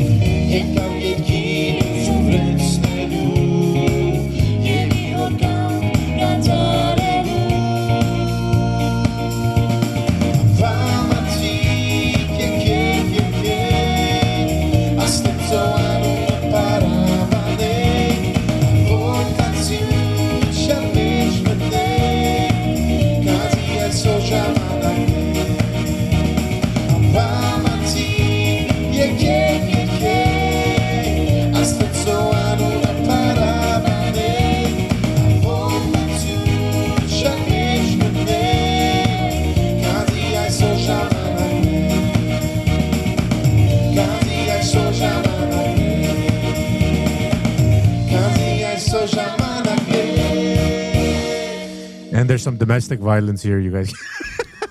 I'm just going to switch over. I'm going to watch it. No, we high five each other after. Yeah. So for those who are asking, that was a mic close to the speaker source. That's it. That's right. And that was really, really good audio. So, I mean, my wife is watching and she said, "This is amazing. You guys should record your own album." Seriously, you got a studio set up now. Yeah, but that was just in our living room. We were just testing out the microphone. It was nice. It worked Salva well. said, "Oh my goodness, that is so beautiful. I adore it." Yeah, that's it. We were singing a Christmas song, an Armenian Christmas song, and we do that. We during Christmas time, I like to set up a little like station there where the kids come and take the mic and they sing their own songs and stuff like that. And so we recorded some. This fun is stuff that never happens in a family like mine. Considering you guys are a musical family, in my family, the other things are happening. Yeah, it's just other kind of stuff. Yeah. My wife's been watching this stream, and she just doesn't say hello. She doesn't say she's here. She's like, She just watches. like in the background, just watching. We got to be careful what we say, man. Our wives are No, watching. man, I just say whatever I want to say. The thing is that I don't really say things that I wouldn't say otherwise. Like whatever I say on my stream is what I would say if I was sitting down in private having a conversation with someone. So what you see is what you get. My wife says, I don't think that it's the mic. I think it's because the talent that you and your wife have. No, we know that. We were saying the mic is good. Yeah, the mic is good.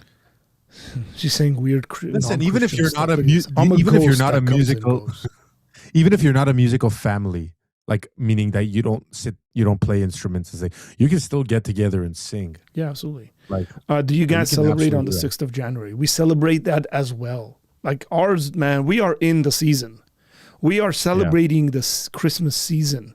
It hasn't stopped. We're still giving gifts.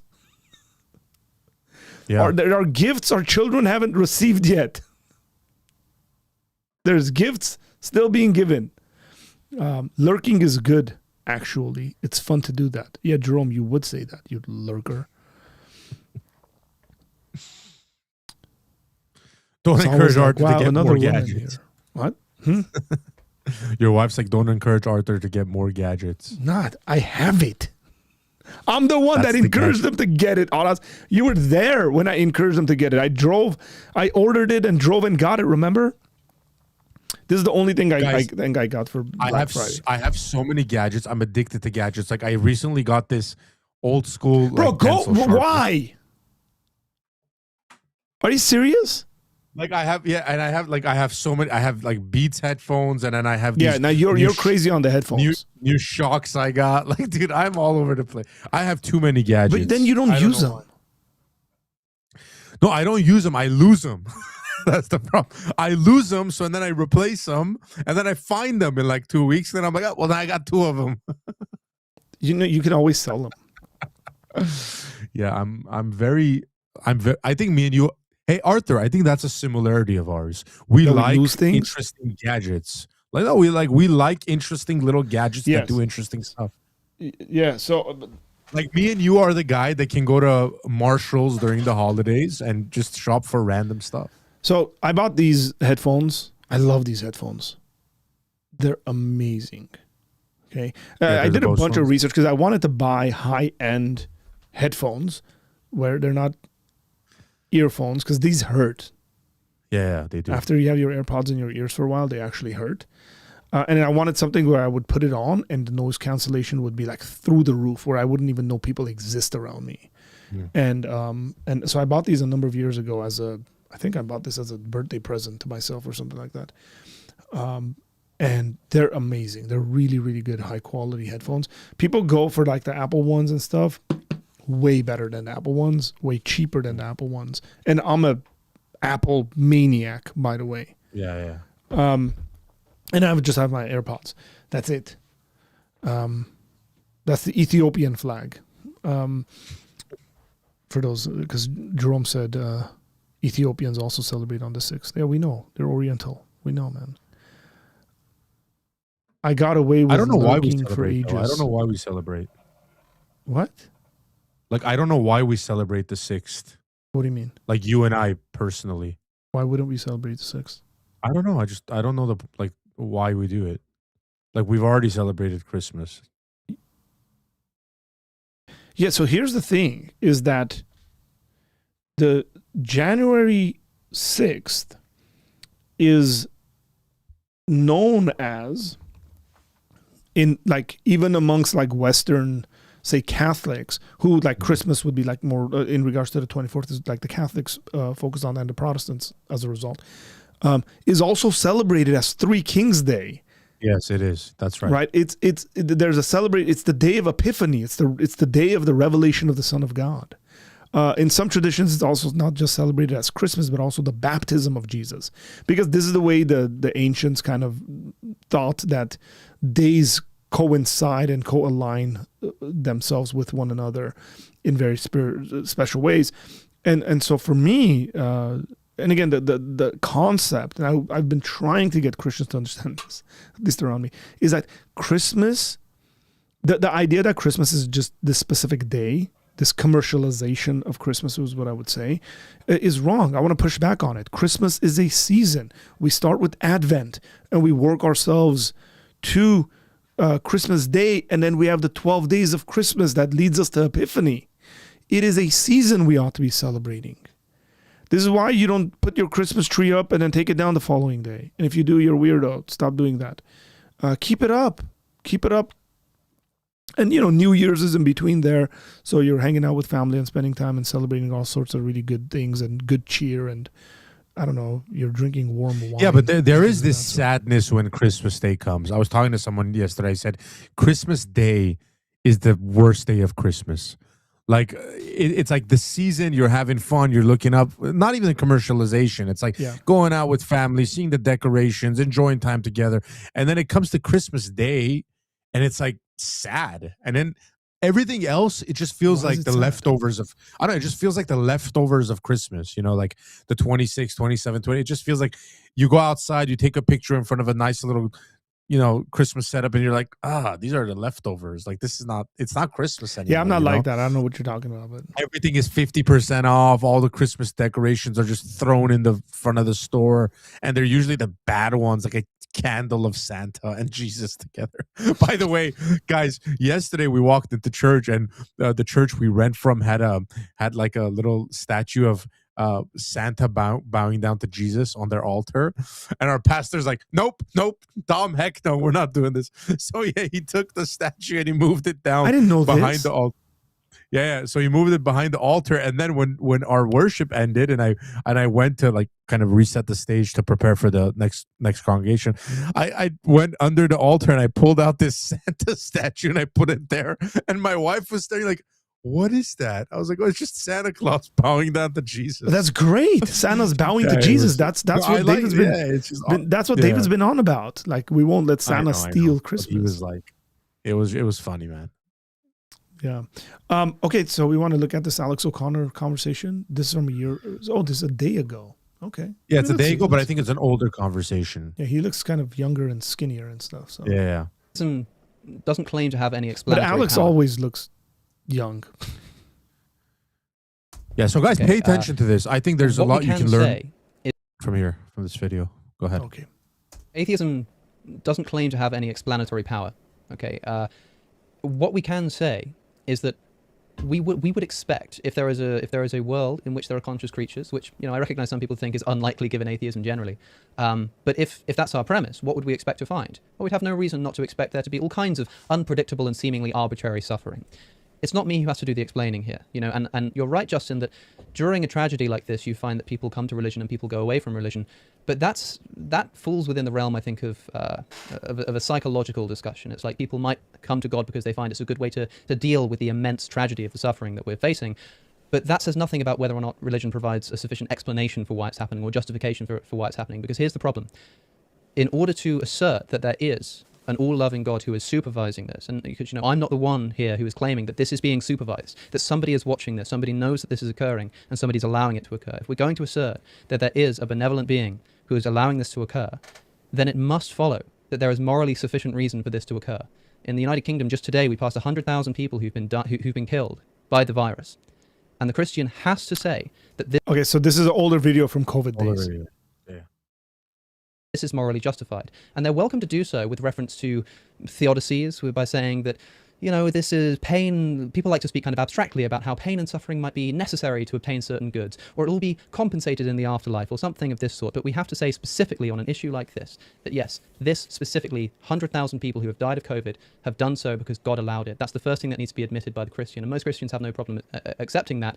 The difficulty comes in the second proposition, which is that it's justified. This needs to happen, or this should have happened, or at least there's no kind of moral qualm with this having been allowed to happen. That's the problem that needs to be faced. And can I just, from you, Alex, just understand, is this a major reason why you don't believe in God, i.e. the problem of evil is for you a major objection to God?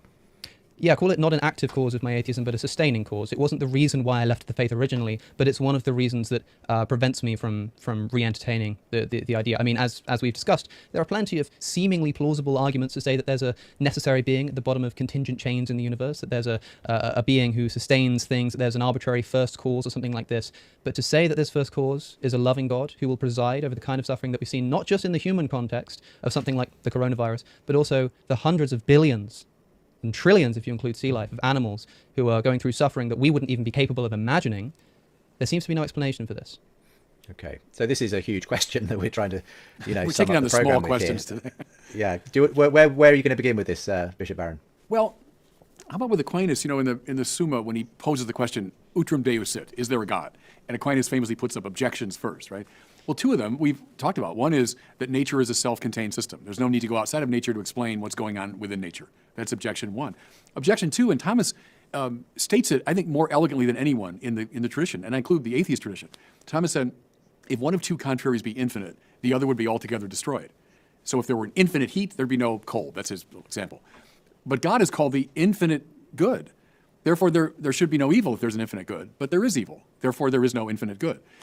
That's a good argument. That's an elegantly stated argument. And it's what has been argued for millennia, right? It's the perennial objection. Now, I'm sure everyone here knows the classical response, rooted in people like Augustine, repeated by Aquinas, that God doesn't cause evil, but God is so good that he draws good out of evil that might not have existed without evil. He permits evil to bring about a greater good. Now, can we see that sometime? Sure. I mean, there's obvious examples in our ordinary experience of evils that actually produce a great good.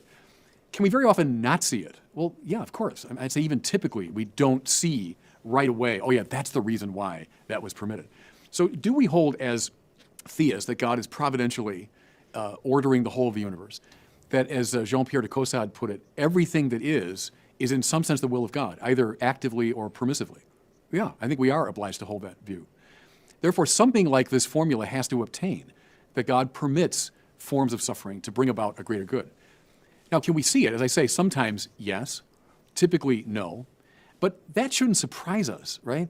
If we're talking about not one contingent cause among many, so someone who might be ordering things in one corner of the universe, but of God, ipsum esse, the creator of all things, whose preserve is all of space and all of time, is it at all likely that we're going to see the full implications of whatever is happening, the full implications across space and time of what's being permitted? And the answer there is obviously no. And I think now go back to the book of Job is the classic biblical answer. In the presence of great evil, great suffering, is we don't know what God is up to.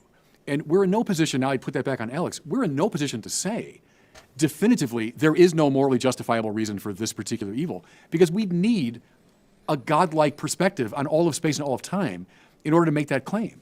And that's the import of God's speech to Job, the longest speech of God anywhere in the Bible. Where were you when I made the heavens and the earth, etc. But it just means you're in no position to pronounce or to articulate that premise, that you have clear knowledge. There can't be a morally justifiable reason for a given suffering. It seems to me that from a purely logical standpoint, the argument's not that compelling. It is filled with emotional power. I completely get it. Like anybody who's lived more than 2 years on planet Earth, I've suffered in my life and wondered why and asked the question. Of course I do. And then as Alex and many others point out, the really horrific suffering that we can see at all levels of sentient being. Sure, I get it. I totally get the emotional power of that. But it seems to me from a strictly logical standpoint, it's not a compelling argument because it assumes you have a godlike perspective. This, of course, is not, it doesn't need to be framed in a logical in a logical way. Of course, the logical problem of evil has been famously made by a number of atheists, but this can also just be seen as an inductive point, right? Because what's being said here in many... So before Alex goes on with that. What you think of their response? I'll tell you. Merry Christmas and a Happy New Year to you too, Dan. He says he's coming stateside next week, so come hang out with me in Nashville. Yeah, sure, no problem, bro. Get on a plane right now. I'd love to, by the way. But man, I wish you were coming around here. I would have loved to take you out here and treat you. Okay, so very good answer by Bishop Barron. That section. So we'll continue with that. Because yes. Alex is presuming a number of things. He's got to explain himself. Like he's saying things like God would have to have a justification. Why is that? No, first and foremost, what does he need to justify it to? Like it would have to be an internal justification God would have to have. Because if God is justifying himself to anything else, like a set of moral propositions or something, then that thing is greater than God. That's not the Christian view of God.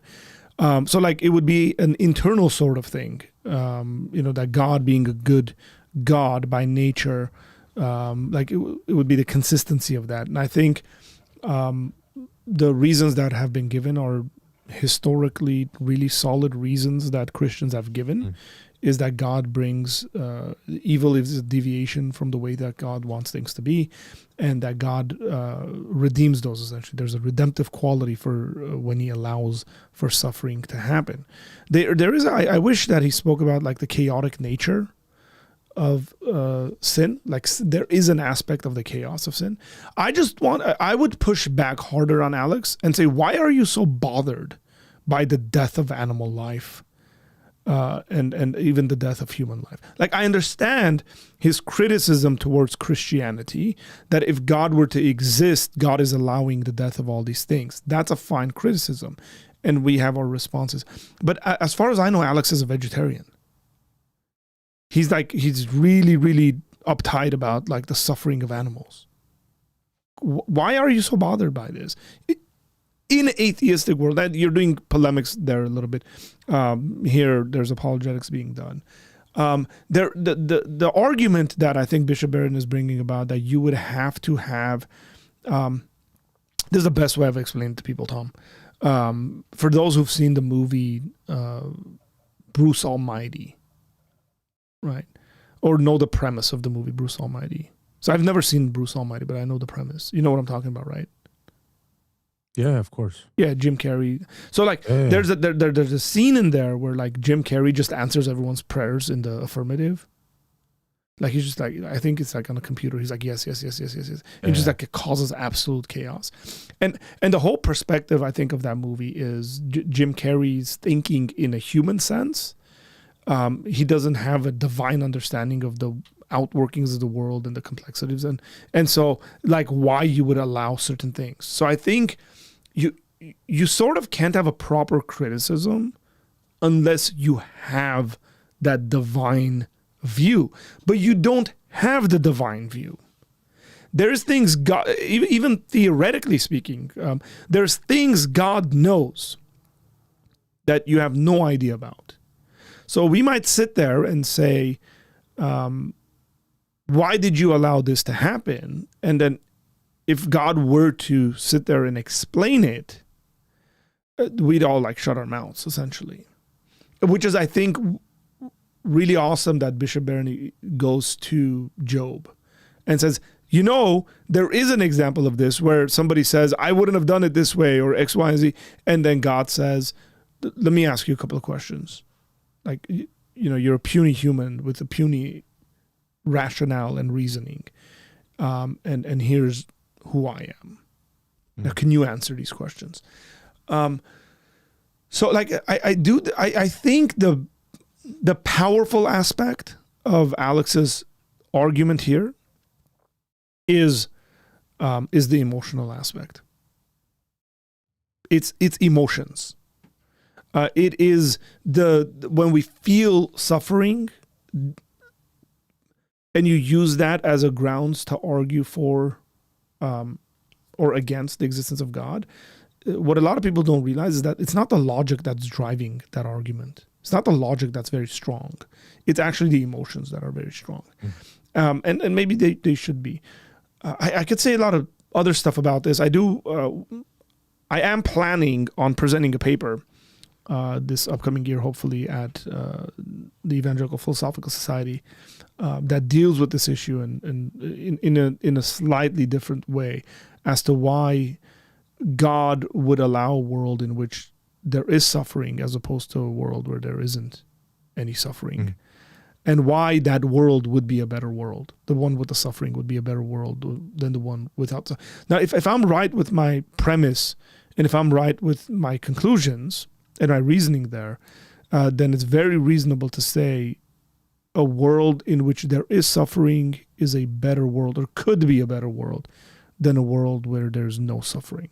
And I think that's a very, like, if I'm right there, and I think I am, it's a serious argument for theism and why the world is the way it is, and why God would even give human beings a choice in the beginning to rebel against them. It answers a bunch of really awesome questions. Jerome says, I sense... That's a video. That's a clip, by the way. That monologue is a clip right there. Okay. I sense that Alex would just ask, since he mentions induction at the end there, is something like, what would you have to see for this argument to not work anymore?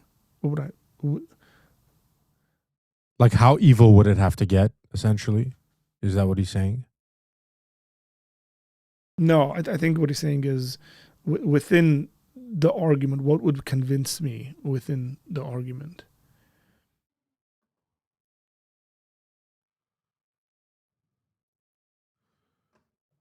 I wonder if there's a better way you can formulate this question,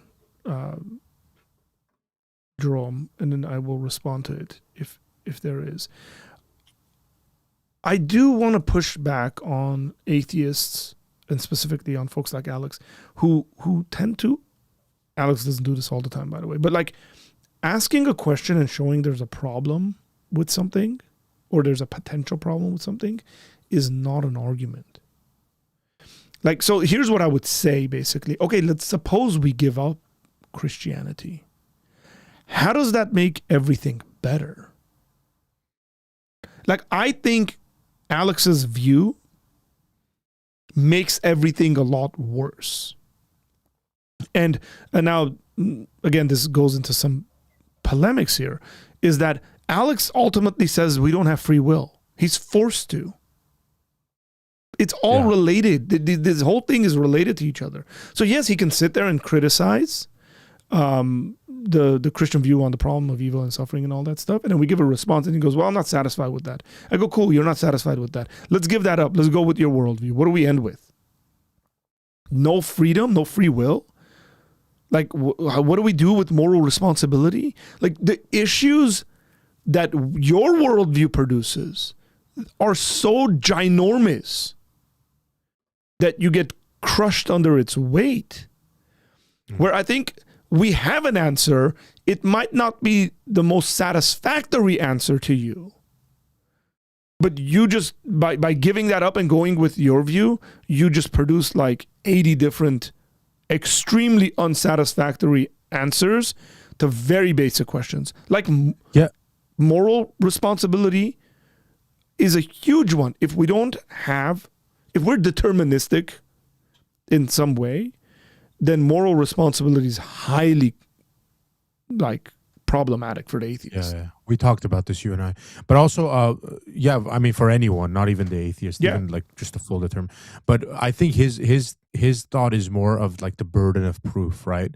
Or like he doesn't have to necessarily defend why there's evil in the world, or even he could even go as far as to say his answers to the questions don't even have to make sense for the time being. Science can figure that out. Correct. Sometimes. Yeah. But you as the Christian have the burden of proof to say why is. But that's the thing, we have given answers, Tom. It's not that like it would be fair if we said we haven't given answers. Right? Yeah, of course. If the whole point is like we've never given answers to these things, but we have given answers, and the answers are very compelling and convincing to a great many people, but they're not convincing to Alex, and there is an aspect there of, is this just not a convincing answer? Is that like, does this have some logical problems and issues with it, Or are you not satisfied with it? Well, if you're not satisfied with it, but let's just say someone like John Lennox is satisfied with it. Yeah. And because you're both highly intelligent individuals. So maybe the question doesn't have anything to do with the logic or the assumptions or the premises, right? Or the evidence. It just has to do with you are unsatisfied or dissatisfied with this answers. And maybe, yeah, that's a you problem and not an argument problem or not a Christian kind of theism problem. It's you're not satisfied with it. Yeah. We should keep watching this, though. Yeah, I'm going to go back to it. To the end. How bad would it be for it to not be unjustified? And also, what about the argument would have to change for it to be good? Yeah, that's what I was saying, basically. Yeah, but he's not presenting an argument. He's trying to do an internal critique. He's saying, you believe God is good and God is all powerful, and here's all this evil happening.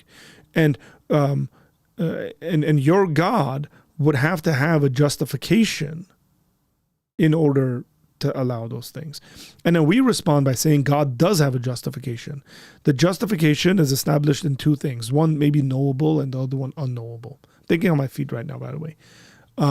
So the knowable one is that human beings have rebelled against God. The rebellion has caused all sorts of evil and disgusting things, diseases, and all sorts of things to come into existence. And we should expect things like this to happen.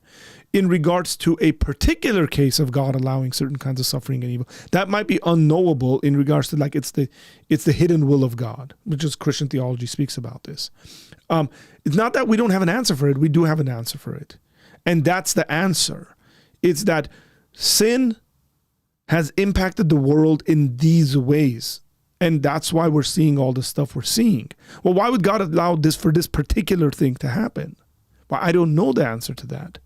But it's something that God has an answer to. Every worldview is going to have unanswered questions. Again, here we're comparing worldviews, not just like particular arguments that an atheist gives or a Christian gives. And I can tweak it up a little bit. Like if I want to go on the offensive a little bit, I can tweak it up a little bit and speak about things like,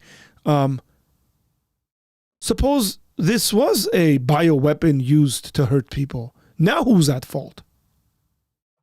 Governments made really, really poor. Now look, they're talking about this in the midst of COVID.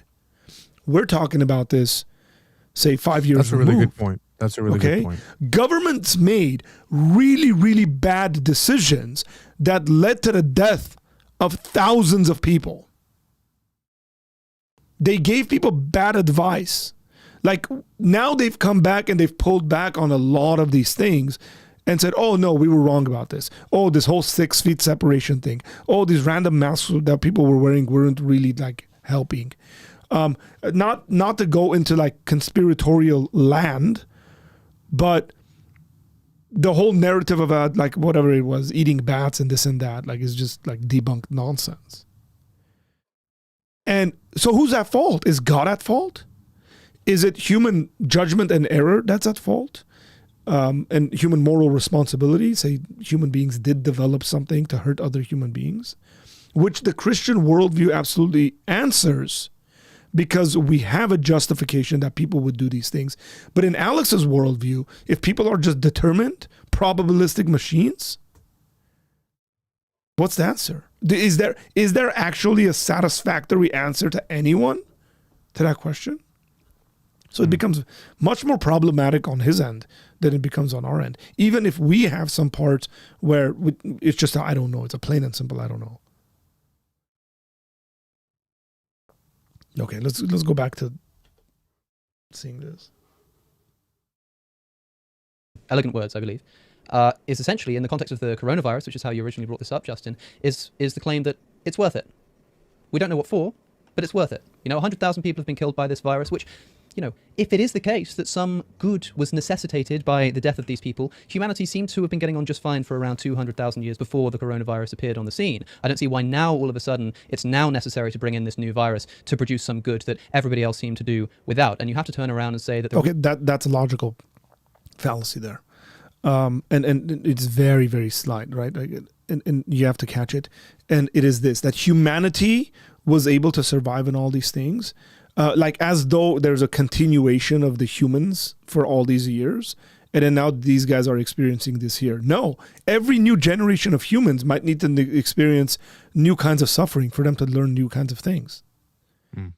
We don't have like a collective understanding per se, where we like, human beings say went through a suffering in the 1500s and learned something. Let's just say they need to be more charitable or something like that. And then there's no guarantee that the modern generation of humans are going to inherit that and put it into practice. So that's a very interesting way of arguing for it, where I don't know what Bishop Barrett is going to say, but I would have just stopped him and said that's faulty reasoning. That is not what actually happens. It could be for the same reason why I might learn certain things in my life through suffering, where that doesn't necessarily pass down to my children. They're going to have to go through their own suffering in order for them to learn it.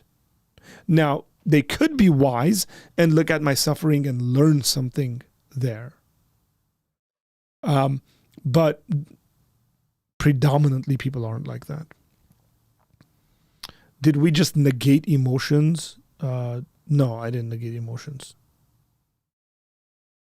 The logic argument doesn't apply to everyday people. This is a logical argument. By the way, the argument properly formulated, it's called the logical argument for the problem of evil. Because people understand the emotional aspect of the argument kind of makes things a bit cloudy. Now, like I said, the emotions are there, they're important, and they will happen on a personal or a collective level. But there's an aspect of dealing with the logical problem of evil in a logical way. And I think Alex is leaning too much on the emotional aspect while he's presenting the logical argument for the problem of evil. Reason this is happening is because it's worth it. And someone asks you, well, what on earth for? What on earth is this worth it for? 100,000 people. Why couldn't it be 9,999? Why couldn't one person have been spared? Why couldn't one person's suffering have been marginally less? Surely the same kind of goods of community spirit or whatever it is that you think the good is that's come out of this coronavirus could have been achieved with one less person dying. And not only does God turn around and say, well, listen, you don't know what I know. Just wait and see. He turns around and says, who is this that darkeneth counsel by words without knowledge? How dare you even suggest that you know better than me? How dare you even ask the question? How dare you question that me allowing this to happen is a good thing, is worth it? And you have to look at your dying father in the eyes and say, I'm sorry, I'm not allowed to say that this is a tragedy, because I know that from a divine perspective, the only way to reconcile my Christianity is to say not just that this is some kind of tragedy with an explanation, but no, this is worth it, this is good, this brings about something better. I don't think that's a task that can be done. Yeah, but who are you or I or anyone to say? How do we know? How would anyone, we'd have to have a godlike grasp of all of space and all of time to make a judgment, pro or con. Neither one of us, no one can make that judgment. Bishop Barron doesn't do a good job, by the way. This is where I think Bishop Barron fails in his response. You can characterize it the way you did in a sort of flip manner, but that God permits evil to bring about some greater good, I don't know what that is. How do I know specifically what that is? Though I can state the principle, I think, legitimately. But I don't know. How do I know? How does anybody know? I think it's arrogant on either side, in a way, to claim that knowledge. Well, then, I know that God exists on other terms. So, I think through various paths and various rational means, I know that God exists. I also know that evil is present in the world. So I've got to find a way to reconcile those. It seems to me the principle achieves that. The details of it, I don't know. How would I possibly know? Well, perhaps I can elucidate the problem I have with this view by asking you a question. Bishop Barron, would you say, for instance, that it is bad when a woman has a miscarriage or a baby is ripped from the arms of its mother in a tsunami? Would you say this is a bad thing? Sure. Well, how could you possibly say that? How could you be so arrogant as to suggest that you know enough about the ultimate reasons for this happening that you can conclude that this is overall, all things considered, a bad thing? The problem is that if we say that because... Alex is making all sorts of category errors, man. And I know, I don't know if people are recognizing it, but he's making category errors between, going to God and saying what you're doing is wrong because you have a divine view that can compete with God's wisdom and knowledge, to have that kind of a view, which is what the Job conversation is about. And then he uses a situation in which we can say something is wrong or something is, bad. And like whether we can say that or not. This is a category error, and he knows better than this. He shouldn't be making mistakes like this. Because we're not saying the same thing. No Christian is sitting there and looking at hundreds of thousands of people dying because of the coronavirus and saying, what a great thing. Yeah. God's not saying that. And this is why he maybe needs to have a better understanding of evil happens. God is redeeming and uses evil happening. Now, again, you can go back and say, why would he allow evil to happen in the first place? But that's a very, very different conversation than the one we're having. We can absolutely say something is bad. Yeah, I think he's saying, why can't, like, just to flip his words a little, I think he's saying, like, why can't you say it's good?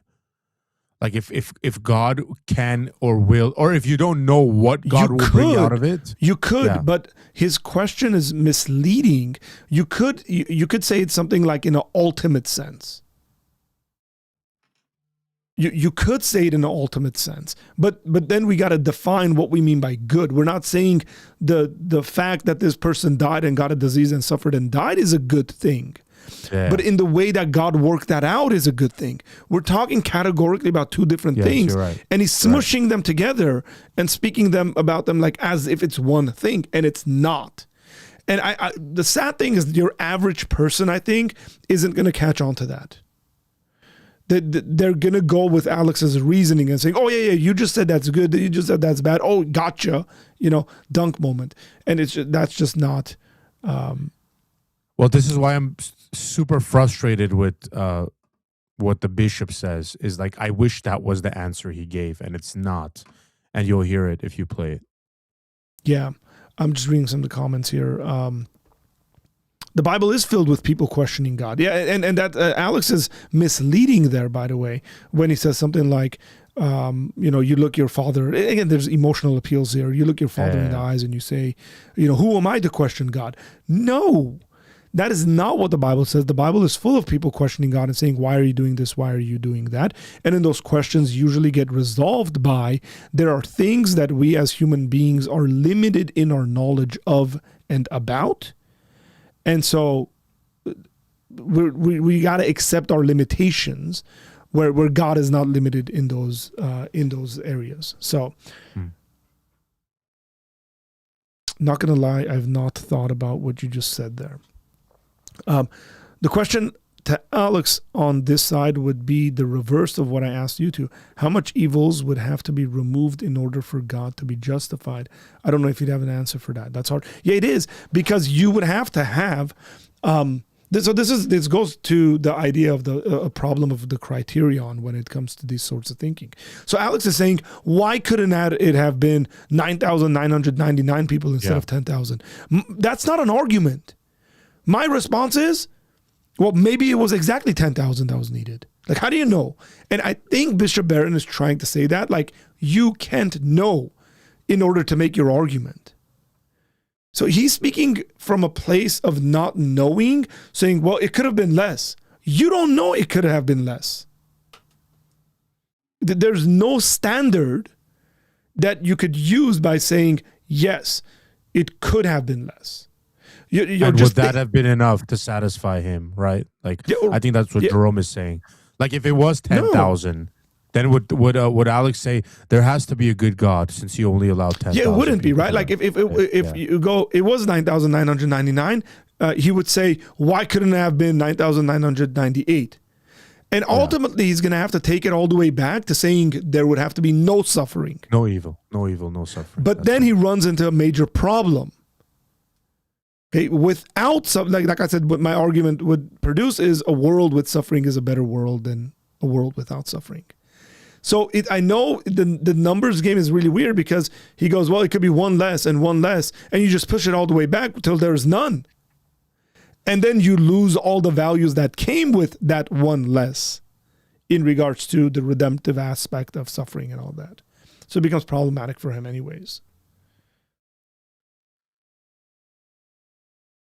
because we don't have this divine universal perspective that allows us to understand the exact complete kind of field of play that's going on here, I'm not allowed to say that actually there's no justification for this because I can't possibly know that. Then we forfeit our right to use any kind of moral language because we are never ever in a position to judge these things. That's and so not we true. can never say Why? that something is bad or something is good because we don't have that perspective. No, I don't see why that would follow. I mean, I can say like a moral action is bad. I can say what Hitler did is bad. It's morally wrong. Now, did God permit that? Well, sure, in the measure that God permitted Hitler to come into being, that God didn't interfere with Hitler's activity. So God allowed that. God permitted it.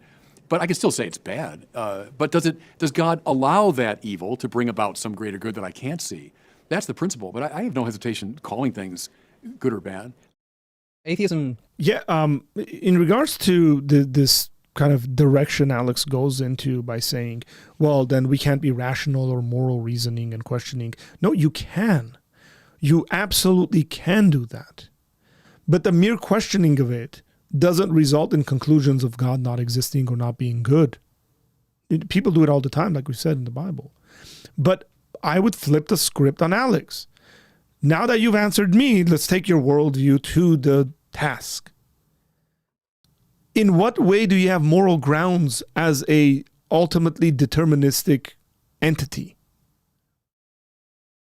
Give me moral grounding for that. Why I shouldn't go out there and slaughter every single giraffe. I was determined to do so. Why should that even bother you? Other than you give me like emotional fluff arguments. Well, we're a part of the animal kingdom. We should care about it and this and that. No, who says? And I guess this takes me maybe a little bit back, Tom, to how like in the West, we're absolutely like isolated or insulated from like actual raw evil. Yeah. Like even historically, you know, like you're living in your home, you're working on your farm, and the Vikings arrive on shore, come in there and just like destroy everything about your existence. Like we live a pretty safe life, or safe lives. We're protected from all sorts of stuff. And then every once in a while that gets rocked to its core. And then we get, oh, what's happening in this and that, where the rest of the world has been living in that condition. Always. Like for us to be talking about 100,000 people dying because of COVID, like how does that change the reality of people who are being slaughtered for their faith? Or all the people that have died from hunger. Simple thing, hunger. Do we really not have enough food for those people? What's going on? I remember Dallas Willard making a comment. I don't remember whether this was a talk he gave or it's in a book, but he talks about most of human evil. It's easy to kind of dump this on God, but most of human evil is a result of, most of evil in the world is a result of human action, like politically enforced famines. People don't have food to eat in many places in the world because there's other people who are keeping that food from getting to them, who are hoarding it, who are doing X, Y, and Z, right? Whatever the evil would be. It's like, who's at fault here? Now, he could go and say, well, God allowed those people. Yeah, correct. But within the Christian worldview, we are talking about God creating human beings that are moral, that have a moral responsibility, and they have a certain freedom to just go against God in that. Yeah, but in but your Arthur, worldview, that doesn't even exist. We should also be, I totally get that. I agree. And by the way, you did an amazing job responding to like this. I would put this out as a response video because I thought that was great. But we have to be careful as Christians because scenarios like this happen, right? Like somebody gets into a car accident or gets shot or something, a Christian, right? And then they have this like miraculous survival where they like all the, it seems like everything was leading to them having to being killed, but somehow they survive. And so Christians come out, and this happens often, and say, that's a miracle. It's amazing. God intervened and rescued this one random guy who works as a, I don't know, like he was a college student or whatever. He rescued this guy. And then you look at an example you gave. I'm not going to give an actual example, something like that, where let's say Nigerian Christians or anybody in some war-torn country, like by the thousands, people are being killed, slaughtered, whatever, and then there is no God like intervening in that situation, right? You can, one thing you can clearly say is God didn't intervene, for whatever reason, and then you just ignore that, or you don't talk. Like, I guess that if I was an atheist, if I'm putting myself in the shoe of the atheist, I would say, why do you give credit to God and kind of put that on a pedestal? Like, look at that, God did a miraculous work and rescued this person from the jaws of death. And then on the other end, don't talk about the fact that, like, God could have, if he intervened in this situation, he could have intervened in that situation, but he didn't. Yes. And then, I don't know, I guess the difficulty is the answer just being that it's something we don't know because God has a greater knowledge. Yeah, well, look, I think it there's doesn't seem it's important. satisfactory. I think that's a valid point, by the way, and a lot of our atheist friends will bring that up, and rightfully so. But there is an aspect here as to what like Christianity teaches, or and then what like Christians say, and then what the Bible like teaches on a matter. So I think biblically there's an equality of treatment here, where you will get statements like the Lord gives and the Lord takes away. Right? Blessed be the name of the Lord. Like, there's an equality there where I don't like value one over the other per se. Is if God were to give us these things, blessed be the name of the Lord. And if the God were to take these things from us, blessed be the name of the Lord. It's what Paul says, that I've learned to be content in all things. I've had a lot and I've had nothing, but I've learned in the midst of that to be content within what God's, or the situation has provided. So that needs to be kind of, what's the word? Kind of countered with the idea of an individual Christian going through an experience where they go, oh, God intervened and saved me, and like, glory to God, where they don't pay as much attention to the loss situations. Yeah. Because now, again, we're speaking collectively versus individually, and those things really matter. It's sort of like saying you shouldn't celebrate receiving a gift because there's a lot of people around the world that didn't receive a gift. And that seems counterintuitive. Like, wait, why? But I did receive a gift. I should be thankful and rejoice that I received a gift. And I can still recognize the fact that there's a lot of people around the world who did not receive a gift. And there's a certain kind of sadness that comes with that. And that's not a pleasant thing. That's not a good thing, we could say. And we can try to solve the reasons why that is. Like, that would actually be good Christian charity. Again, I would go back into like a worldview conversation here and say, the Christian can actually say, a conversation I had with my kids the other day, because Christmas is a time where they get all these gifts, and we try to limit that in various ways. And then sometimes they'll complain about it. Yeah. And so we'll have conversations with, hey, you realize there's people around the world that don't have this, that don't receive gifts on Christmas morning. And I have past experiences from my own life where I can share some of that and say, hey, like, here are my experiences. You guys don't get spoiled. Like, you guys are very privileged and blessed for everything that you have, and use that as a motivation, you could say, attached with a good Christian ethic, to say, now go and make a change in the world. Where, again, I think in Alex's worldview, the idea of going and making a change in the world doesn't exist as a moral prerogative, as something we ought to do.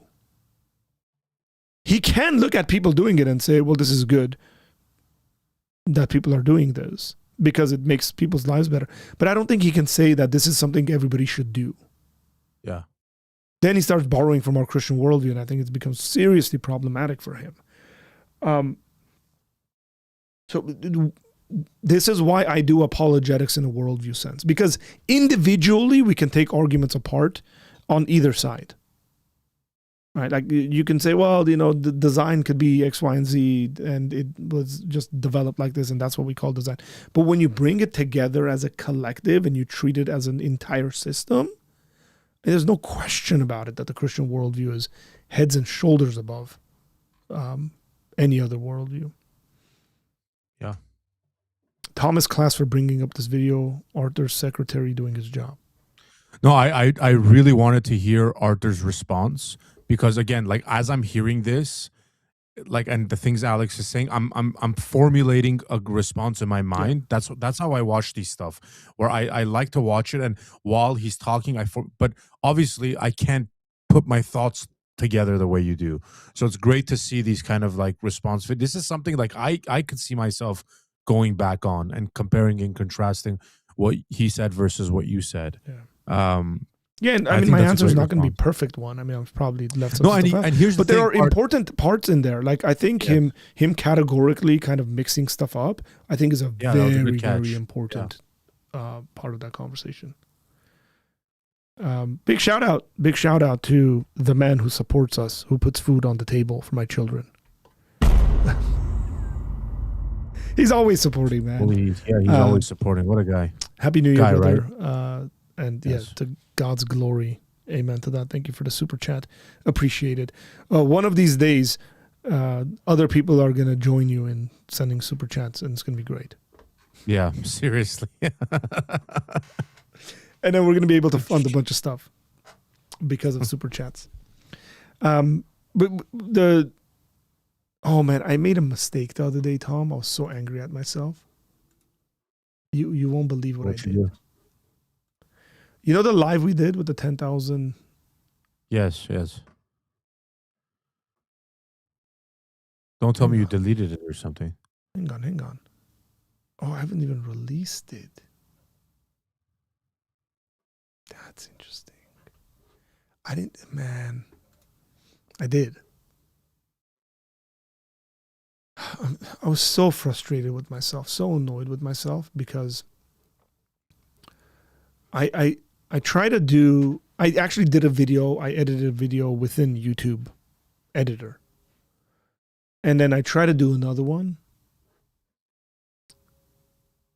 And this one, let me see what this one is. Which one is this? Privately, someone sent one of the guys. Okay. I'm so confused right now. Bro, just tell me you didn't delete that 10,000 video. I deleted the video. Oh my It doesn't exist. God. Dude. It's not up there. Is that the one with Ruslan or that's the one before? It's when everybody called in. Oh my God. Dude, come on. Now I might... How'd you even do that? Bro, so... Let me actually see. As we're talking about this, I'm remembering things. I might have it live. I might have it. Oh no, I don't have it.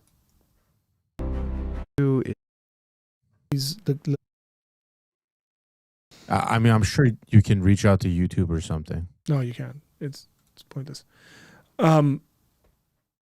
Yeah. So when you edit within it,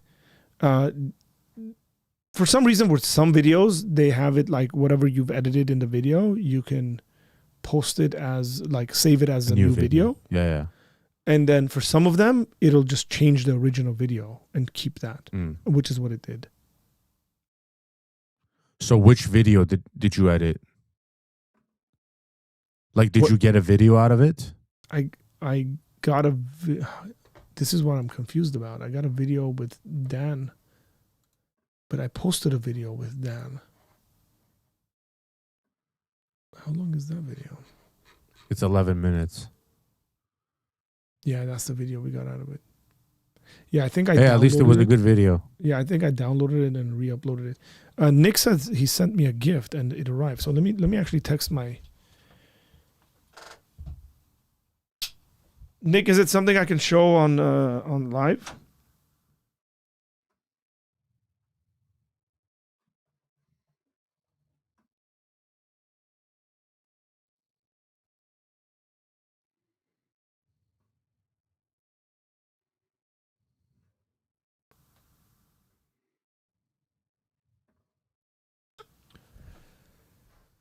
Okay, I want to open up Nick's New Year's gift. Oh, you got it? So it arrived, and I'm trying to see if my wife can Yeah, have it's my kids family deliver friendly. it.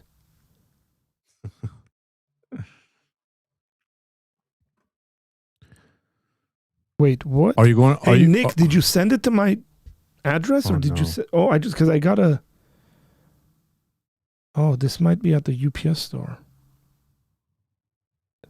Let me text Nick.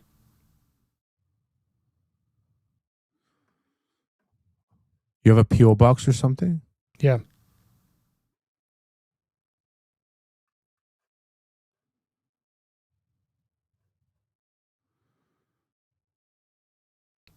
Are you going to If it's soccer good tonight? stuff, By the bring it way, over. are you going to soccer tonight? Am I going to go play soccer tonight? I don't know. Okay. Well, me and your other elder are going to hang out. So if you're available, join us. And these are hangouts that I rarely do these days, brother. He's trying to guilt trip me to hang out with him. I gotta drop. I gotta eat. My food's getting cold. Yeah, I haven't This eaten has been anything. a nice stream. I haven't eaten anything all day. Please post that. Post that as a. If you can even post that as a response to that video. Yeah, it went to. I think it went to my UPS store. Okay, I'm gonna have to go pick it up. But I want to know what it is. It must be a book. No. Just open it and post it. I as can't. Okay, I'll post I mean, it in the when you in get the it. chat Yeah, section. Exactly. Okay, Tom. Thanks for All hanging right, out, I'm man. gonna drop. Last stream of the year. I Hang know. on. You Amazing. can't just drop off like that. Can you sing 10,000, something a baby. cappella before you go? My mouth is dry, bro. I haven't had water. I haven't had food. Stop. Sing I something. gave you a song already. I gave you a You gotta sing song. something. I don't know. I don't know what I'm gonna sing. I can't sing anything. When is the next time we should go live? Next time we go live, guys, we'll figure out the audio, and I promise you I'll do a full song for you guys. Okay, you heard it here first. I'll do a nice little song for you guys. Once we got the audio down, I got hearing myself properly. Problem is I can't even hear myself right now. These are my headphones only. It's only your voice. So sometimes I'll be screaming because your voice is loud in my headphones. And then like I'll move it and I'll be like, wow, I'm actually very loud. So anyways. Anywho, thanks, man. Happy Hey, New listen, Year. before I drop, Happy New Year. And we hit 10,000 before the New Year. Yeah! We did it, baby. Yes. I thought it was impossible, by the way. I was like, there's no way. And it hit 10,000. And now it's kind of like 10,000. That's nothing. Now it's like we got to, I feel like we should easily be able to double this up in the next year. So the goal, I think the goal for next year would Yeah. be to hit 20. Okay. I think we can do that. We can do that. Which is a major ask. I mean, on the lower end, we can say we can hit like 13,000 to 15,000. On the higher end, 20,000. But No, 20,000. Who knows? There's no Maybe I'll 15,000. There's no debate- 15,000. Maybe I'll debate someone, and then end up. So I hitting- submitted you to 500. PBD. He did put out not? a tweet today. He put out a tweet today saying, message or reply for whoever you want to speak. And I shot my shot. I've been shooting my shot at PBD to catch you on for months now, and I've gotten no responses. So we'll see. Maybe he responds this time. Nothing. I've even It's kinda tried with the weird. Armenian flag, like preceding the message, like Armenian flag. I'm like, hey, brother, I have a friend who can. We'll see. Hey, listen, if I make it happen, You'll come knows? with me to. If you make it happen, you're coming with me to Miami. yeah, that would be awesome. Anyways, God bless you. Hopefully, too, I bro. see you tonight if you feel guilty enough to join. All right. I God don't bless. make decisions out of guilt. I make decisions because I want to, because I believe correct stuff.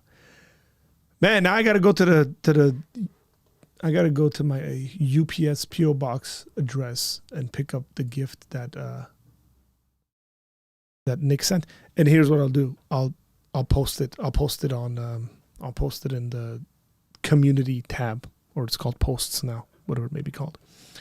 Man, you guys have been so absolutely supportive, just from the beginning, but also like specifically this past year. I'm looking at some analytics right now. Let me actually pull it up.